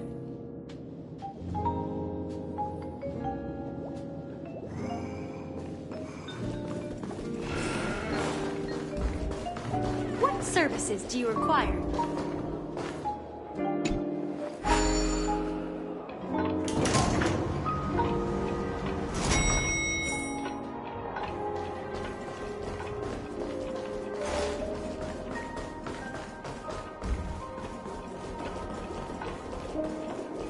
What?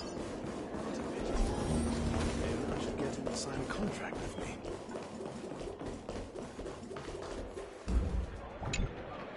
We meet again, my dear friend. Your journey of the beauty is even more elegant than mine. My most sincere regards to you. Even after achieving such remarkable feats, you remain humble and gentle. Such is the true mark of knightly grace. I have heard of your valiant deed in leading others to vanquish the omen of evil, though the tale bears a tinge of regret. You have undoubtedly championed beauty and justice. May Adrilla smile upon you. If an admirer of the beauty gets lost in the pursuit of power, they risk descending into the omen of evil, a form which is neither human nor beast. Although Mr. Sunday did not cross paths with the path of beauty, his actions were no different from the omen of evil. A lamentable soul lost on the path of righteousness. Truly a matter of deep regret. I'm ashamed to admit, Anna's dream was too realistic. I couldn't bear to bid farewell to a fallen friend who had long... I didn't pass the trial of beauty this time, spending too much time in self-reflection over my own hesitation. Yet I wish for Adrilla to remain my beacon, a banner for me to strengthen my determination for the beauty. Thank you. Then may the beauty always be with you.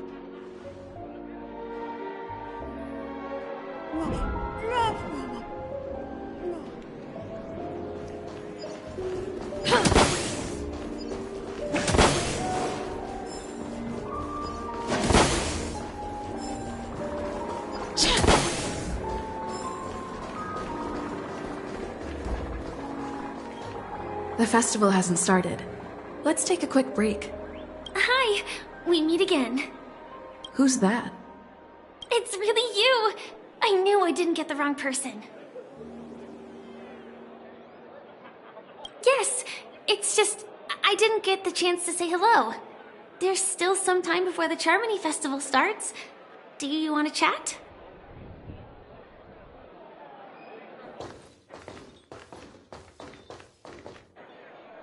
Two murder cases, a showdown with the IPC's ambassadors, the legacy of the Nameless, and a remnant of the Order who dreams of creating a paradise in place of the Eons.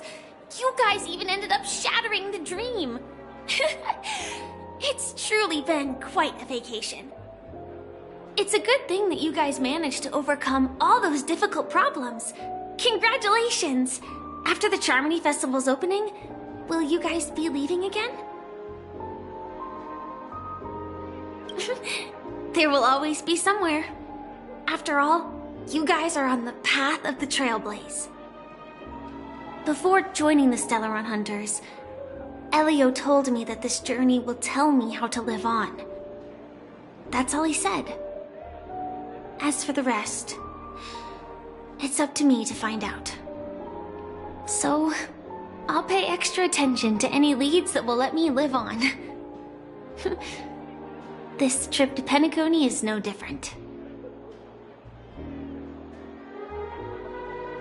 Yes, sadly I was looking in the wrong place. But I did reap some rewards. Do you know Miss Jade from the IPC's Strategic Investment Department? Bonajade Exchange belongs to her. She told me her price, but... No. But what she wanted wasn't my answer either. Of course, I want to live on. But what fate owes me, I want it paid back, not passed on. No one else should be involved because this is a grudge between me and fate. Speaking of which, actually, I feel that I still owe you a formal apology for that matter with the performer of the Iris family. Even the smallest of lies can turn into a betrayal as sharp as a blade. I'm sorry. Really? Then it seems what Kafka taught me was correct. To me, hiding is much easier than being honest. Yet, I still want to try expressing my emotions as any ordinary person would. It's that girl! Get moving! Arrest that criminal before the Charmony Festival's opening ceremony starts! I can't believe they've chased me this far. Looks like we have to say our goodbyes. Don't worry about me, just go and enjoy the ceremony. The script hasn't reached its end yet. We will meet again. I hope she's okay. But if it's only those two hounds again, she'll probably be fine. I'll send a message later to check in on her. Let's go attend the Charmony Festival first.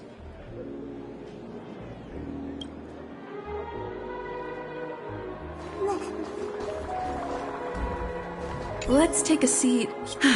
Everything is settled. But there's still some time. Let's keep walking.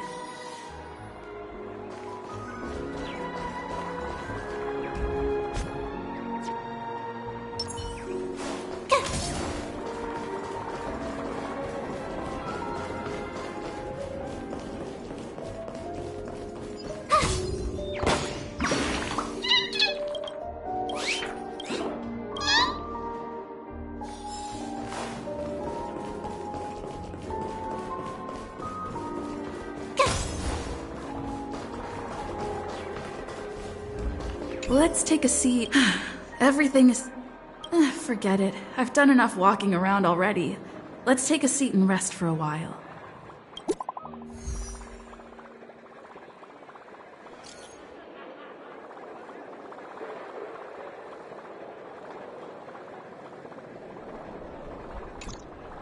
Huh? Looks like I don't have to worry about her. Let's wait for the opening ceremony to start.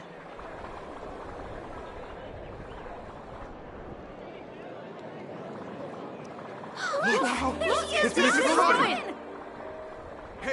Hey, Miss Robin! Hey, Miss Robin! Over here, Miss Robin! Miss Robin! Miss Robin, look! Miss Robin! Miss Robin! Glory to the family! Glory to the family! I'm your biggest fan, Miss Robin!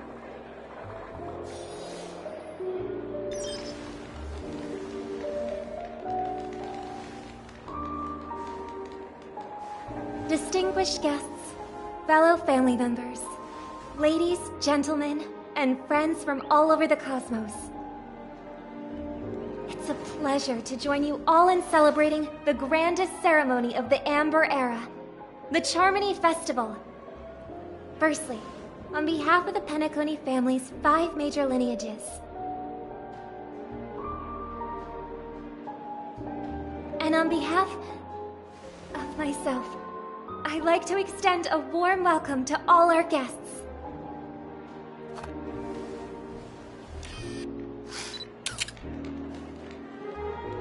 As you all may have noticed, this year's Charmony Festival is far from regular.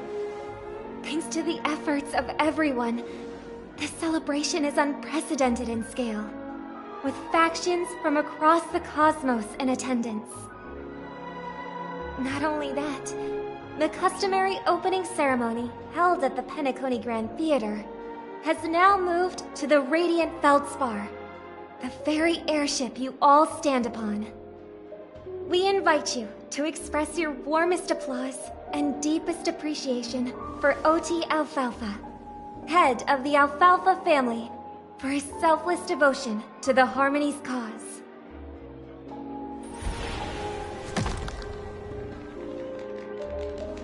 What makes this festival so uniquely significant? As is widely known, the Radiant Feldspar had to halt its voyage due to an anomaly in the Sweet Dream, sparking widespread discussion in the 12 Hours. Thanks to the hard work of Penacony's internal and external factions, we've finally gotten the Dreamscape back on track, just in time for the Charmony Festival. And as they say, good things come in pairs. The Charmony Festival not only celebrates this achievement, but also marks the relaunch of the Radiant Feldspar. And finally, the last reason. Does everyone remember the Watchmaker? In truth, the family has poured their efforts into this festival just to commemorate this legendary luminary.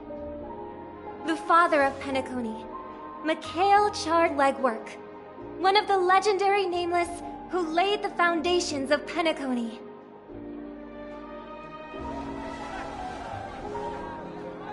In the most bewildering times of the planet of festivities, it was he who descended from the sky with his companions, who taught us through trailblazing where freedom lies. It was also they who led the vanguard in the pioneering of the Dreamscape, in exchange for what is now known as the Paradise of Harmony. It can be said that Penacony's splendid success today is deeply rooted in the trailblazing ethos the Watchmaker planted within us. Only by honoring this trailblazing spirit can we fulfill our mission and spread harmony to a broader audience. Aw, that's so nice of her. She's talking about us.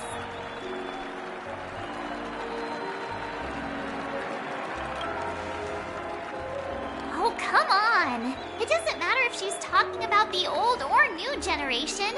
We're all still part of the Astral Express family.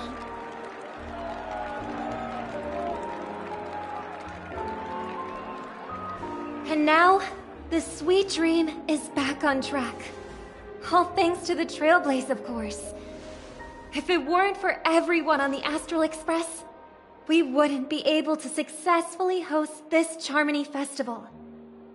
Thus, with unanimous consent from the 5 major lineages, Penacony's family, on behalf of all family members throughout the cosmos, offer a token of appreciation to the Nameless. Oh, I wonder if it's gonna be a big one. We will transfer ownership of the Radiant Feldspar to the Astral Express. A meager appreciation that we hope you will accept with grace. Let us gift our applause and cheers to these brave and dauntless Nameless. Nameless! Nameless! Nameless! And now, I propose a toast. To harmony, to the Trailblaze, to the future of Penacony and the universe, and to the generous Alfalfa family head, Mr. O.T. Alfalfa. Cheers! Cheers!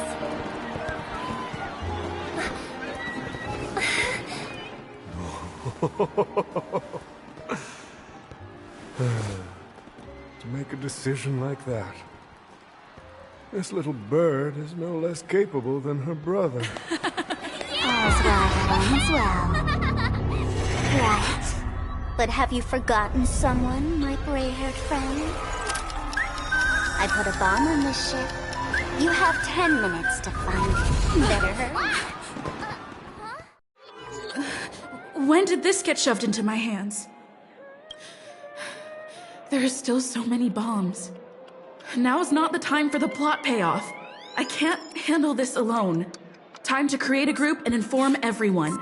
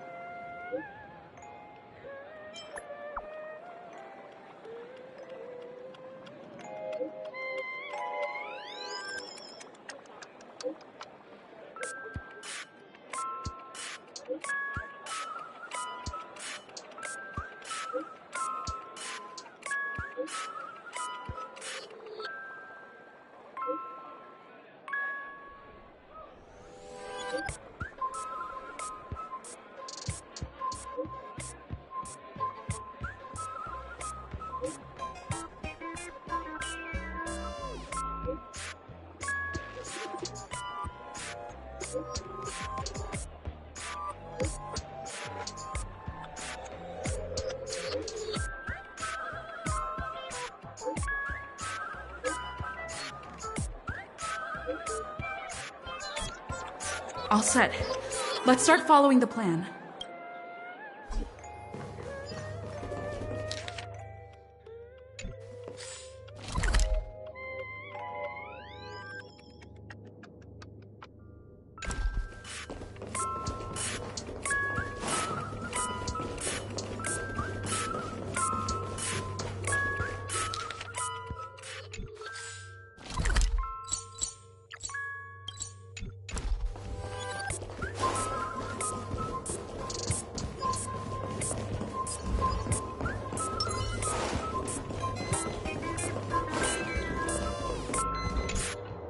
You've finally arrived, oh great gray-haired little one. I'm the constable around these parts, and right now, I'm posing as a bomb. This is called foreshadowing. Alright, now that you've found me, it's my turn to complete my mission. Next, I'll count down from 5, and then explode. 5, 4, 1! Is it really that important? I'm not even a real bomb. Was it surprising, shocking, horrifying? No? Really? Fine. That's too bad then. You really ought to learn how to win a girl over.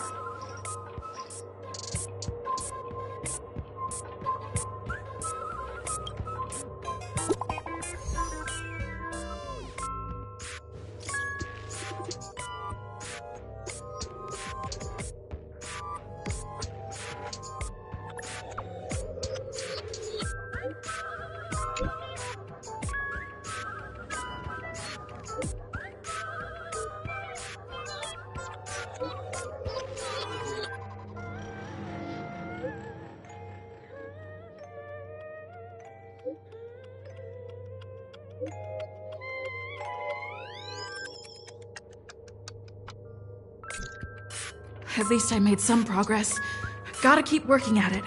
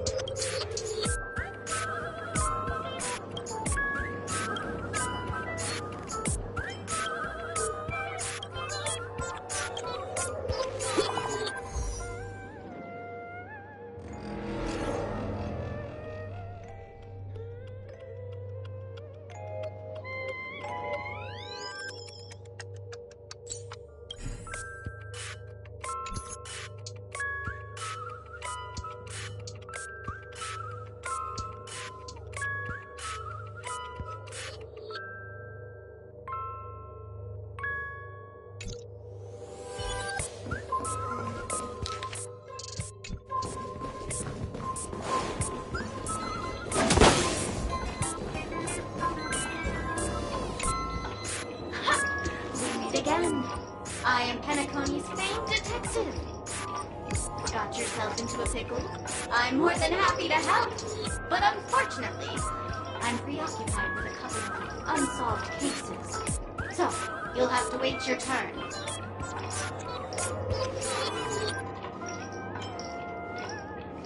Bob. Right. It completely slipped my mind. Dr. Boom specializes in explosives. I need your help, miss. You've had quite a few run-ins with Dr. Boom. And with the recent bomb situation, you're bound to find evidence that proves Dr. Boom is the killer. The first case is the Soul Glad factory arson case. We found a hammer, a doll, and half a liter of unidentified fluid at the scene of the crime. Our forensics results show it's a red herring. The second case is the Blue Hour auction robbery. A gang of masked thugs broke in, stole a fragment of the Astral Express, and left behind a large hammer, a doll, and a half-dead red herring at the scene. Those are all the details. The way I see it, there must be a link between these two cases that will be the key to exposing Dr. Bloom. I trust in your deduction. Which piece of evidence do you think is the deciding?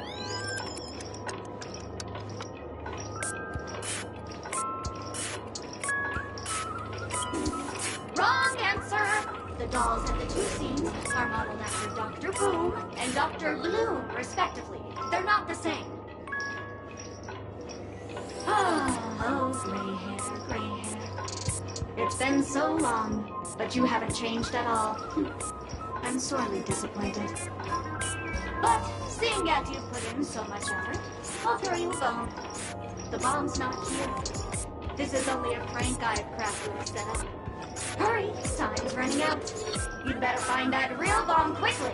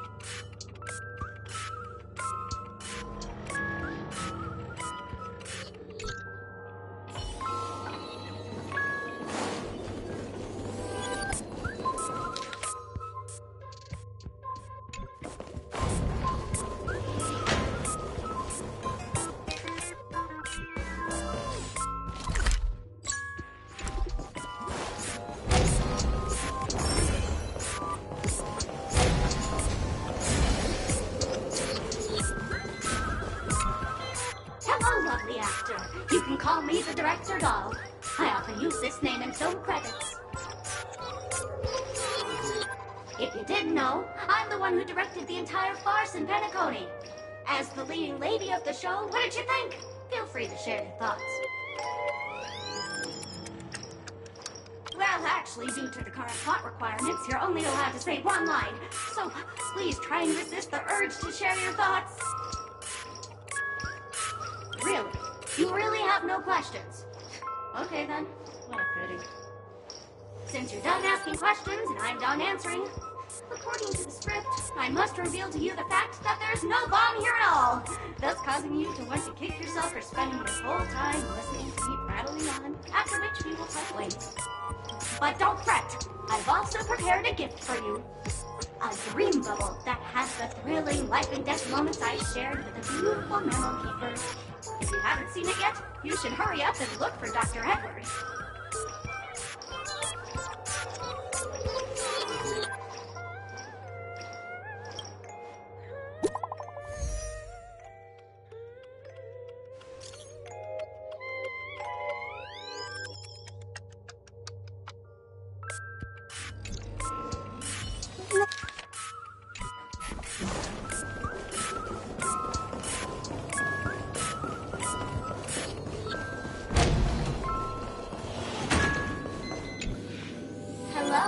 I'm a bomb.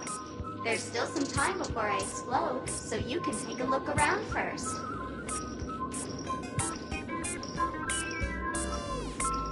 Diffuse? No problem. Executing self-diffusing program. This won't take long. Now playing Never Give Up, Never Surrender by the trending superstar Ast Rickley from the Epsilon 12 system. Oh, hang on. Penacony's family have not purchased the rights to this song. We can't play it here. How about this? I'll recite it for you. Next up, please enjoy a recital of Never Give Up, Never Surrender. Oh, aha! If you ask me how I feel about you, don't tell me that you pretend not to see. They will never give you up, never make you sad. They will never give you up, never make you cry. They will never say goodbye to you, never tell lies to hurt you. Praise, aha!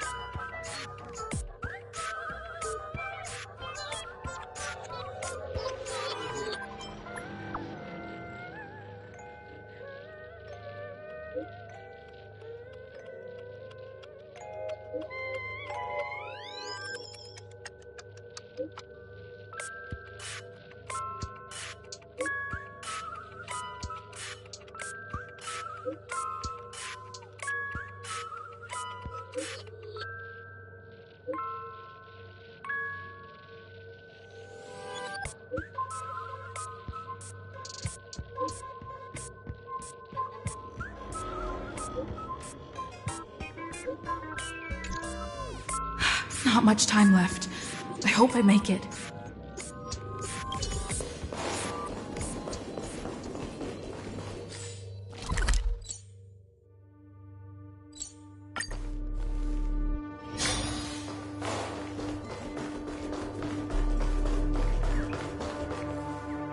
Minutes 46 seconds. 28 minutes 45 seconds.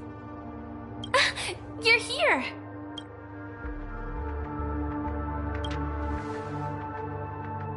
Looks like she also sent you a message. Since you're here, I'll just keep it short. Just over half an hour ago, I received a message from an unknown sender and rushed here as soon as I could. 27 minutes 52 seconds. 27 minutes 51 seconds. The Sweet Dream has lost the protection of the Order.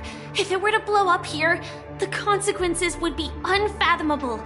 I've scrutinized it for a long time, but the bomb's design is incredibly unique, as if it's been locked by some mysterious path force.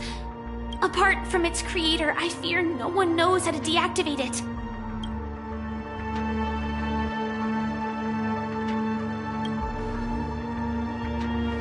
It's difficult. Time is running out, and she's a master of disguise. And even if we catch her, she won't come quietly.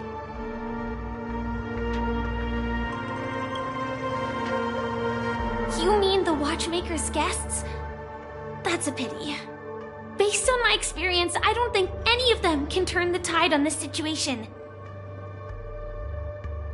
The Memo Keeper may be able to teleport the bomb to a deserted location, but I have found a note inside the doll.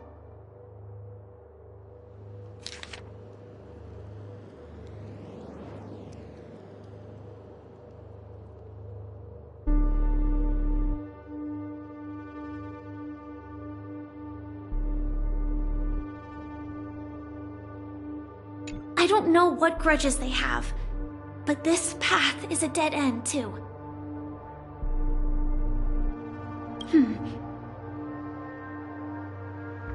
Actually, there might be another way. Do you still remember? The script said that I will experience death 3 times in the Land of Dreams. I think this moment heralds the 3rd time.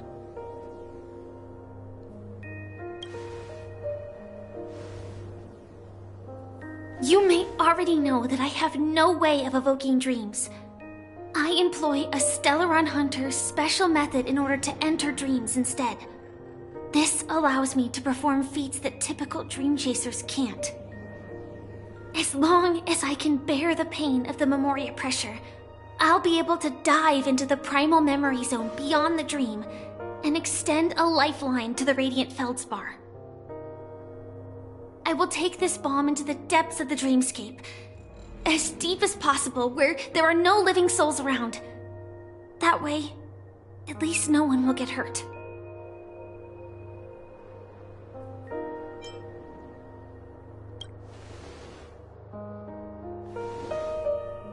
Don't worry. I believe that this Firefly armor will be enough to take me to where I need to go before the countdown ends, and maybe even make it back safely. At present, this is our best and most logical course of action. After all, a long story deserves a happy ending.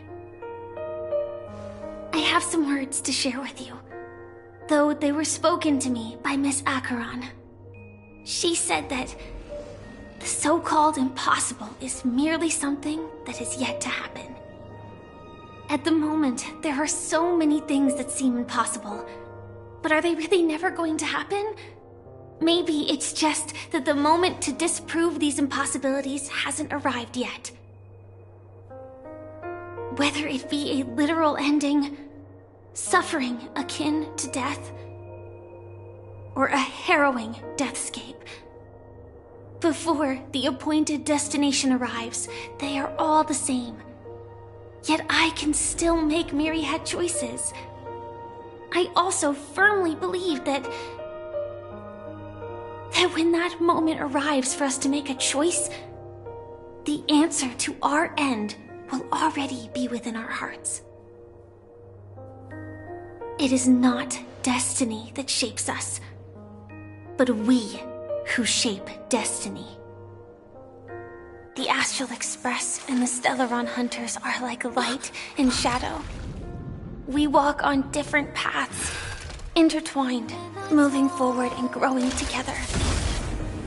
Maybe the end is predestined, but it is not today. Since things are going too well, let's speed up the countdown.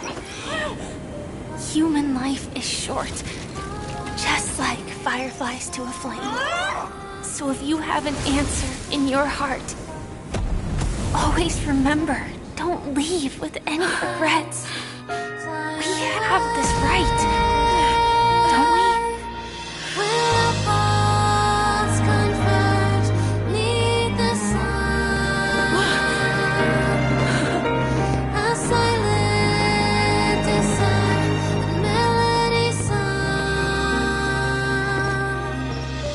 Since you care so much about other people's safety, why don't you go take a closer look?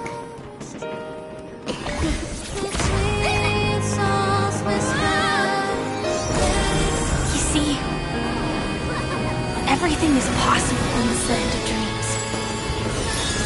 We each came here with our own goals and realized them in unimaginable ways. Regardless if the result was a sweet illusion or a bitter reality. It was an answer we longed for, day and night. So, why do people choose to slumber? I think it's as you said. Because in the end, we will wake up from our dreams.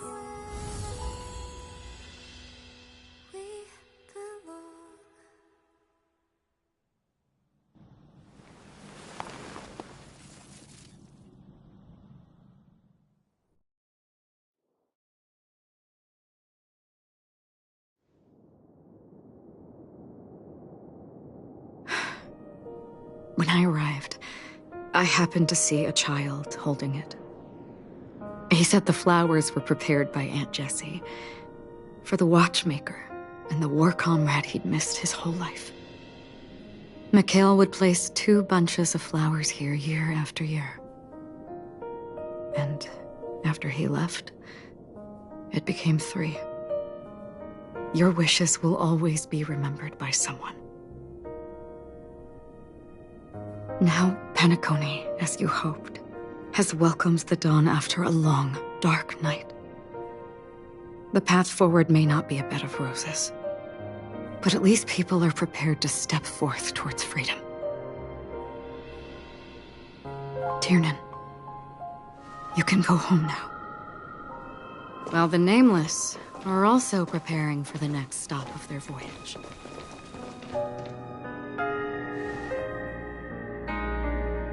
But before leaving, we still have one last thing to do.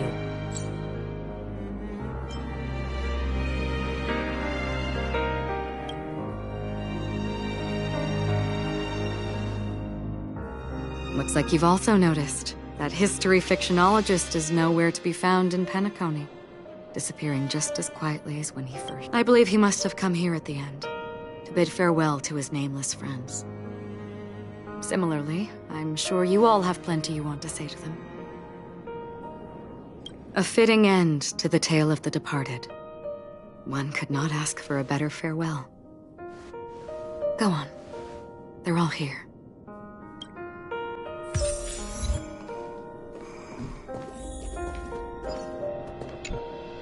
That statue. It wasn't here last time. Looks like this is the last riddle that Mr. Gallagher left for us. In the end, we still failed to figure out his true identity, or if he was even a living person.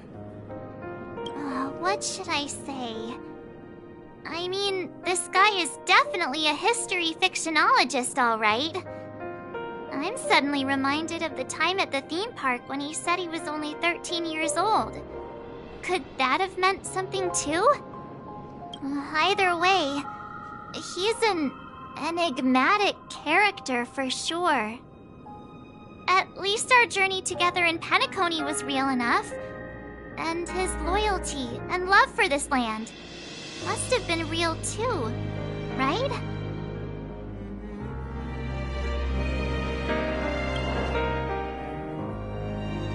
Gallagher, we raise a toast to you, the slumbering hound.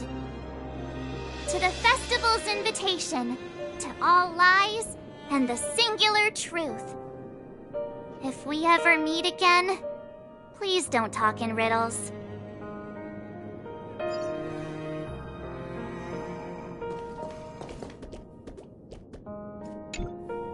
Honestly, when I heard the conductor's request, I was pretty surprised. The nameless. Those who trailblaze, doing good deeds but never seeking recognition. After all this time, how would we even find those 3 people in such a vast place like Penacony? But it seems, in the land of the dreams, anything is indeed possible. History may not remember the names of the dead, but the stars will attest to their journeys. The first glimmer of light in the prolonged night often illuminates little, as it is fleeting in the darkness too vast. But because of this, people will remember. As long as something shines in the night sky, then when the first star falls, countless more will follow, streaking across the horizon.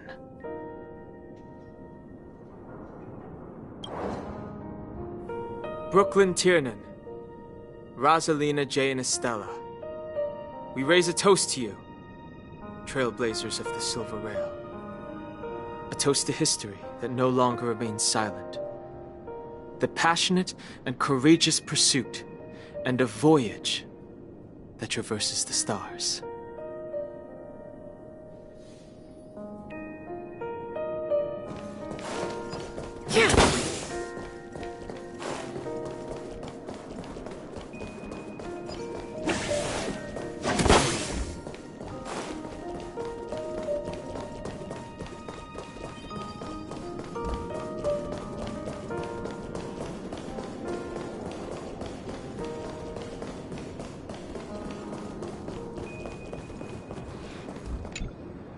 Is the Astro Express ready to depart Penacony?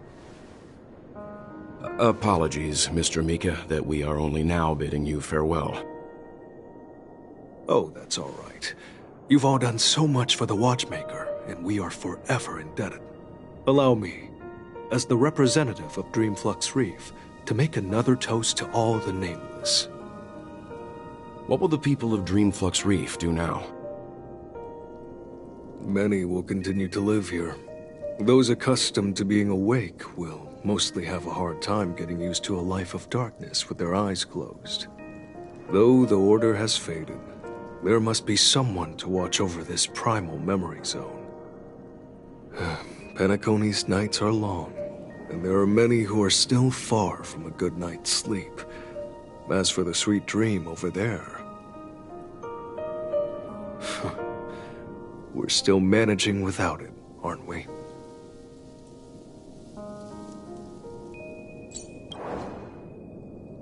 Mika and residents of Dreamflux Reef, we raise a toast to you, watchers of the long dream.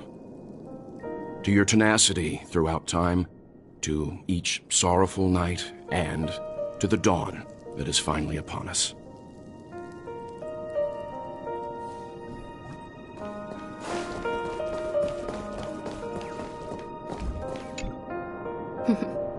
In the end, we still came full circle. This trailblazing expedition started from the moment you and a bellboy ran into each other. After going on a journey of many twists and turns, they still ended up where they started.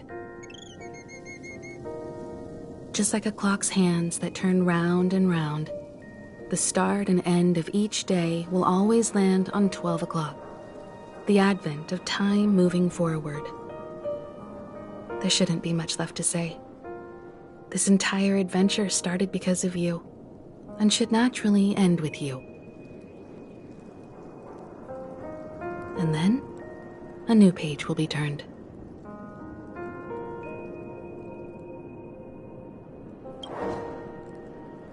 Mikhail Char Legwork, we raise a toast to you, watchmaker of the land of the dreams, nameless of the Astral Express. To Penacony's past, present, future, and the child's unwavering dream unto death. With that, our duty as nameless should be complete, right? The trailblaze can illuminate the way. But ultimately, the future of a world belongs to those who live in it.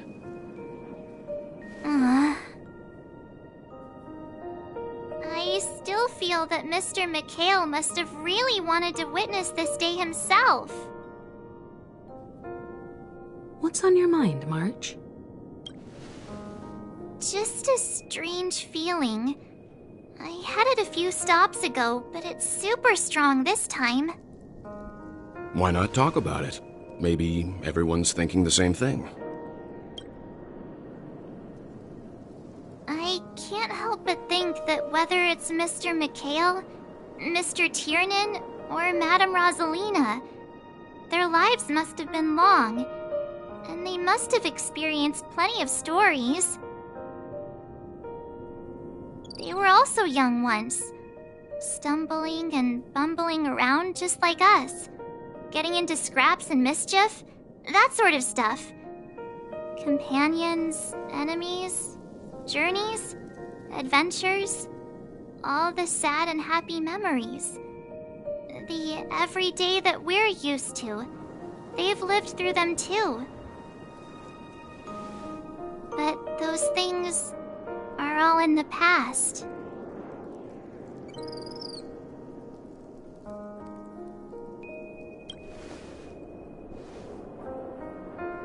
I know, but the thing that I can't get out of my mind is the present. It'll be easier to understand if I use an analogy. Like when you're reading a book. If one of its characters keeps running into obstacles and experiences an ending full of regrets, we're bound to feel a bit mixed about it, right?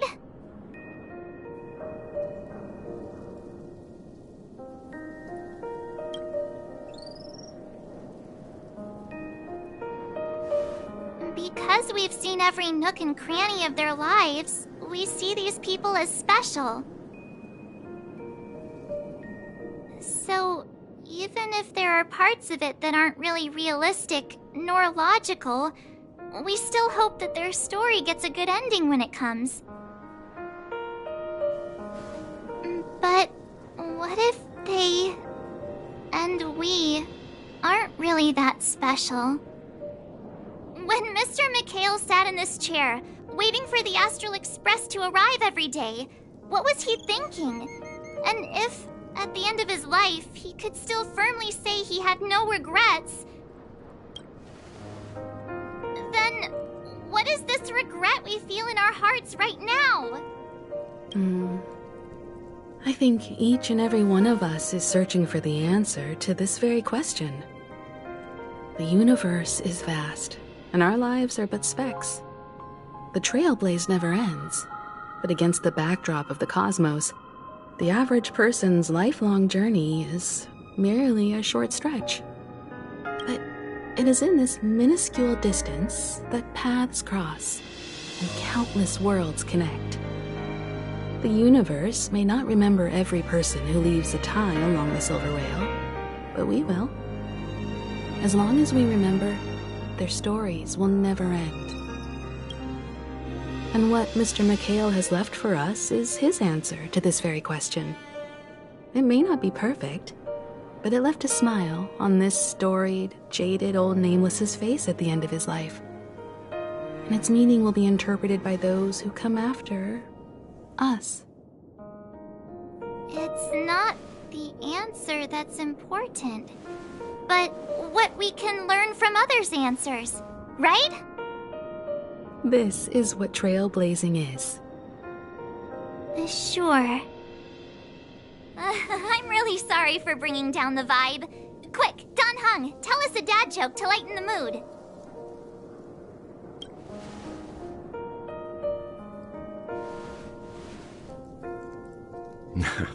It's never a bad thing to reflect.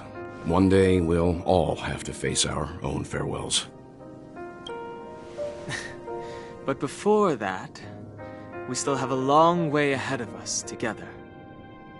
So the most important thing right now is to tell the conductor what we saw in Penacony. Then prepare ourselves for our next trailblazing destination. I should get back to the Express. Or maybe I could say my final goodbye to Acheron.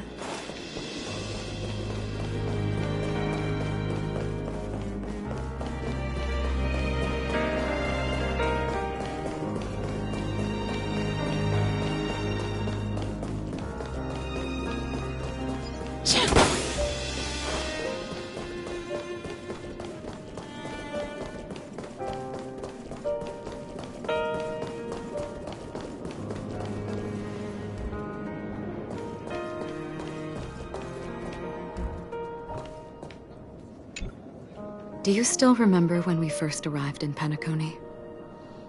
Who would have thought our paths would cross in such a way?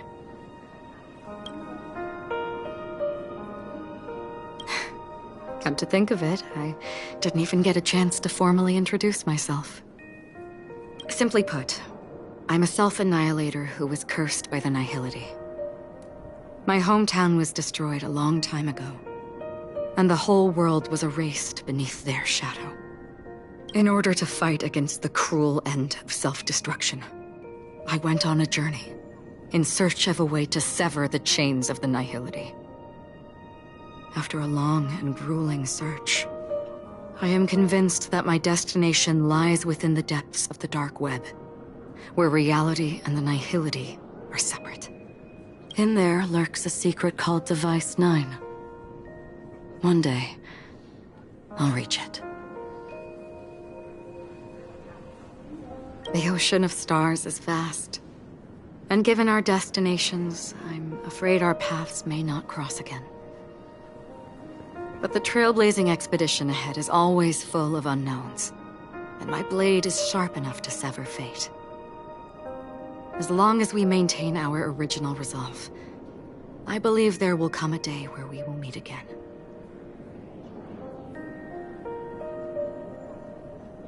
Ah. In that case, I must apologize for my rudeness. Do you remember when we first met? I once said you reminded me of an acquaintance. Because of the Self-Annihilator's curse, my memories are stripped away, blurring my past. And after our journey together, what I originally thought were familiar feelings were merely illusions. I believe this was truly our first meeting.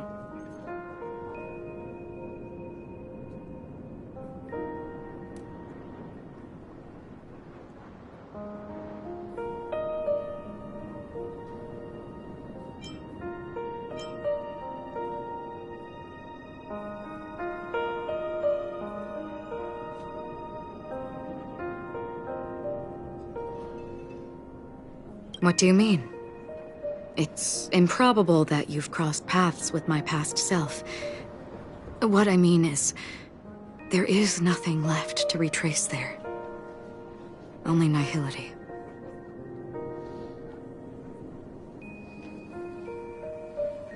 I see. You've also had a similar experience? Then you should know that this me and your memory of me are not the same person.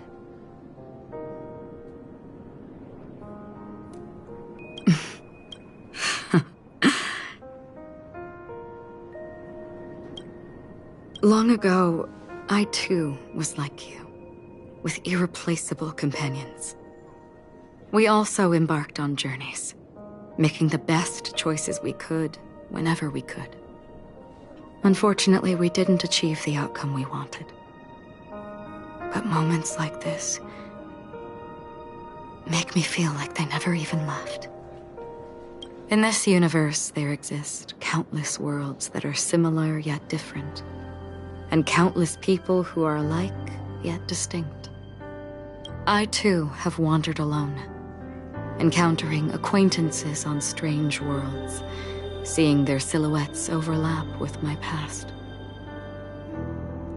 In your opinion, what does this déjà vu mean?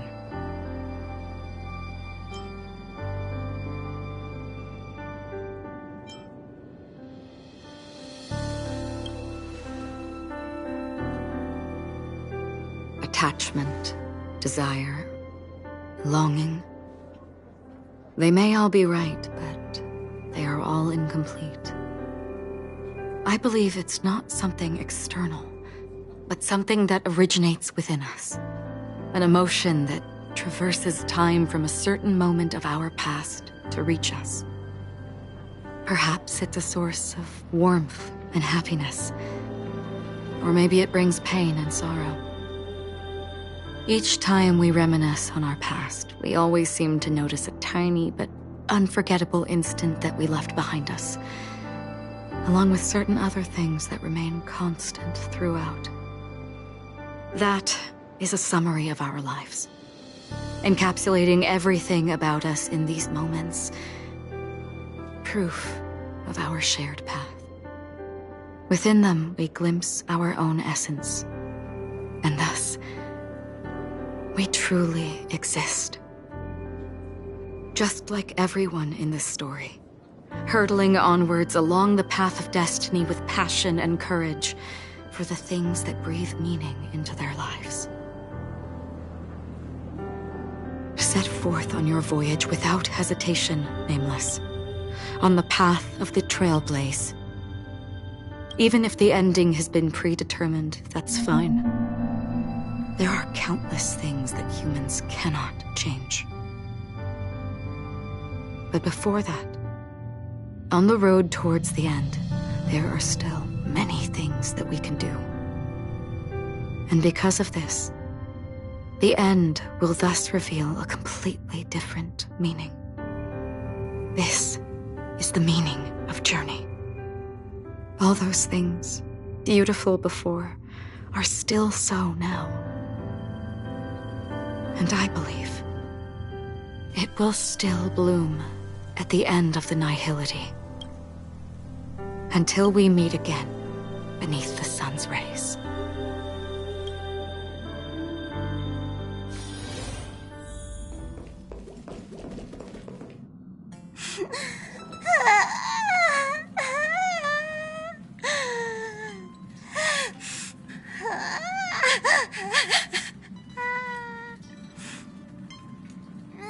There.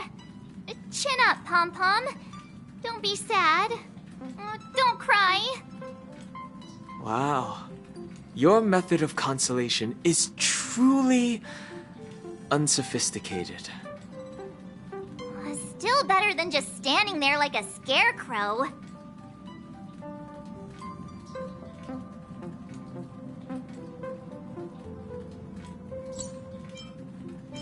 Oh, hey! You're finally back!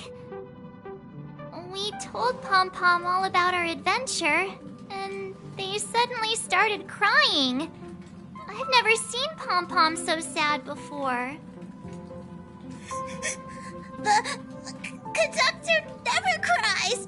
Pom Pom is never sad. Pom Pom is just angry. Yeah, angry. No matter where the express stops, you lot always manage to cause chaos.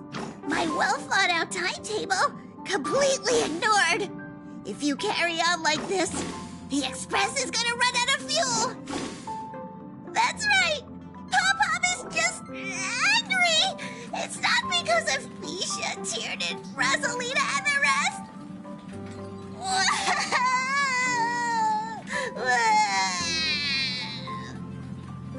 It's okay. Oh, Pom Pom, just let it all out. Everyone, could you all take a break in the next car? Don't worry. I'll stay here with Pom Pom. But... Let's go, March.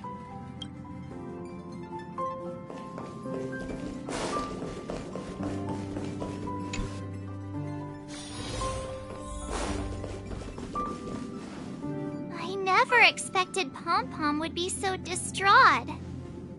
Those three nameless must have meant a lot to Pom Pom.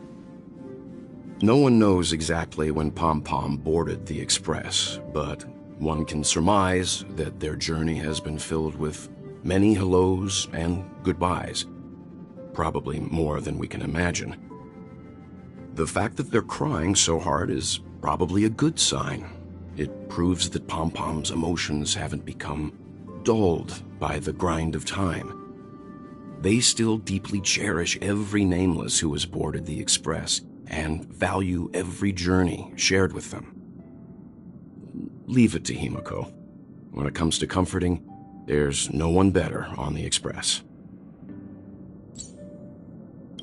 Well, they were a little emotional at the time, but I'm afraid that's not out of the question. Since you joined us, the express has stayed longer than anticipated at every stop along the way, and to ensure that everyone always makes it back on board, Pom Pom has had no choice but to delay the warp jump schedule. I see. No wonder I can regularly hear Pom Pom pacing anxiously up and down the corridor. Turns out Pom Pom's been silently putting in a lot of work for us. Wow. Different from typical vehicles, the Astral Express converts every trailblaze into the energy it needs to run. Ideally, as long as trailblazing expeditions continue without interruption, the Express will receive a constant flow of energy, much like a perpetual motion machine. But, because of our previous encounters, fuel is being used up much faster than expected. We can probably only pull off 2 more warp jumps at most. Only 2 more? Isn't that super risky? Oh, I don't want to become an ice cube floating around in space again.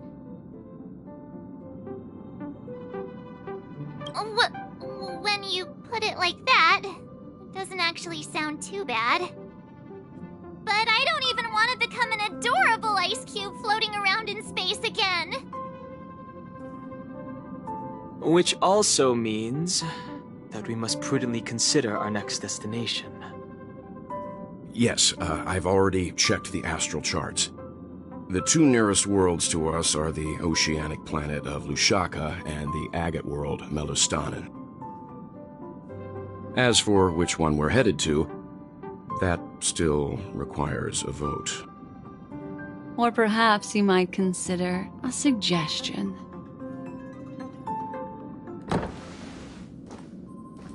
Everyone, we meet again. It's you! Why were you just in my room?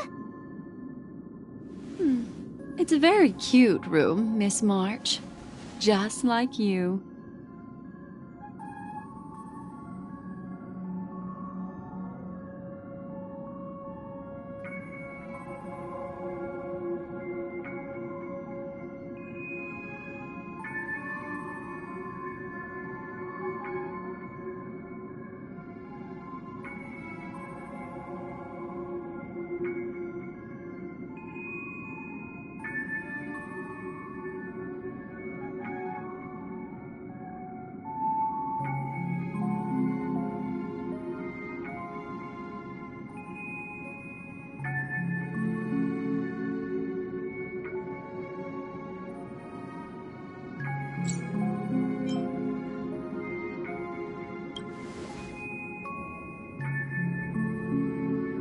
Memo Keeper, let's put aside how you managed to sneak past everyone and board the Express for now.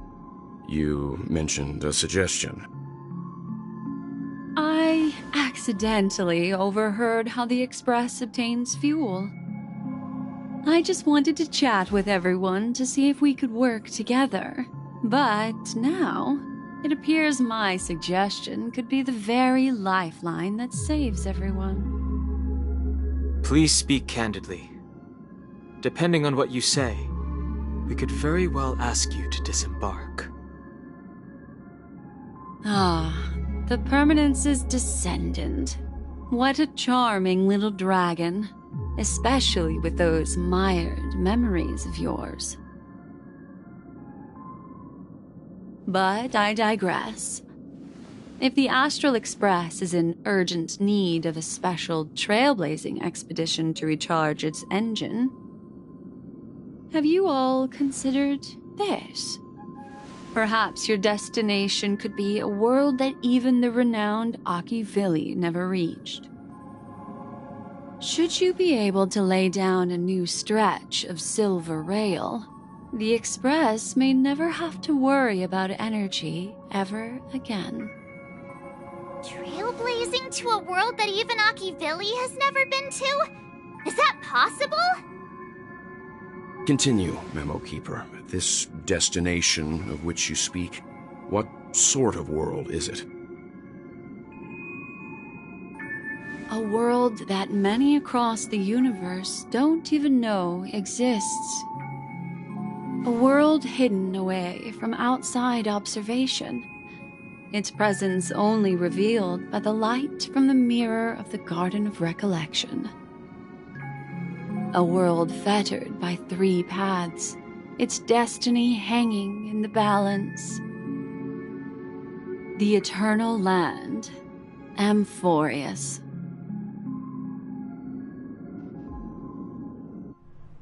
I hope I'm not too late, child. I wasn't expecting it to be you. Don't you know how many sentry posts the family has built? And how hard it is to get you out of here?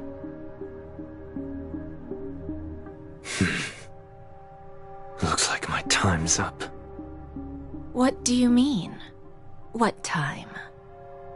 Negotiation, interrogation, or death.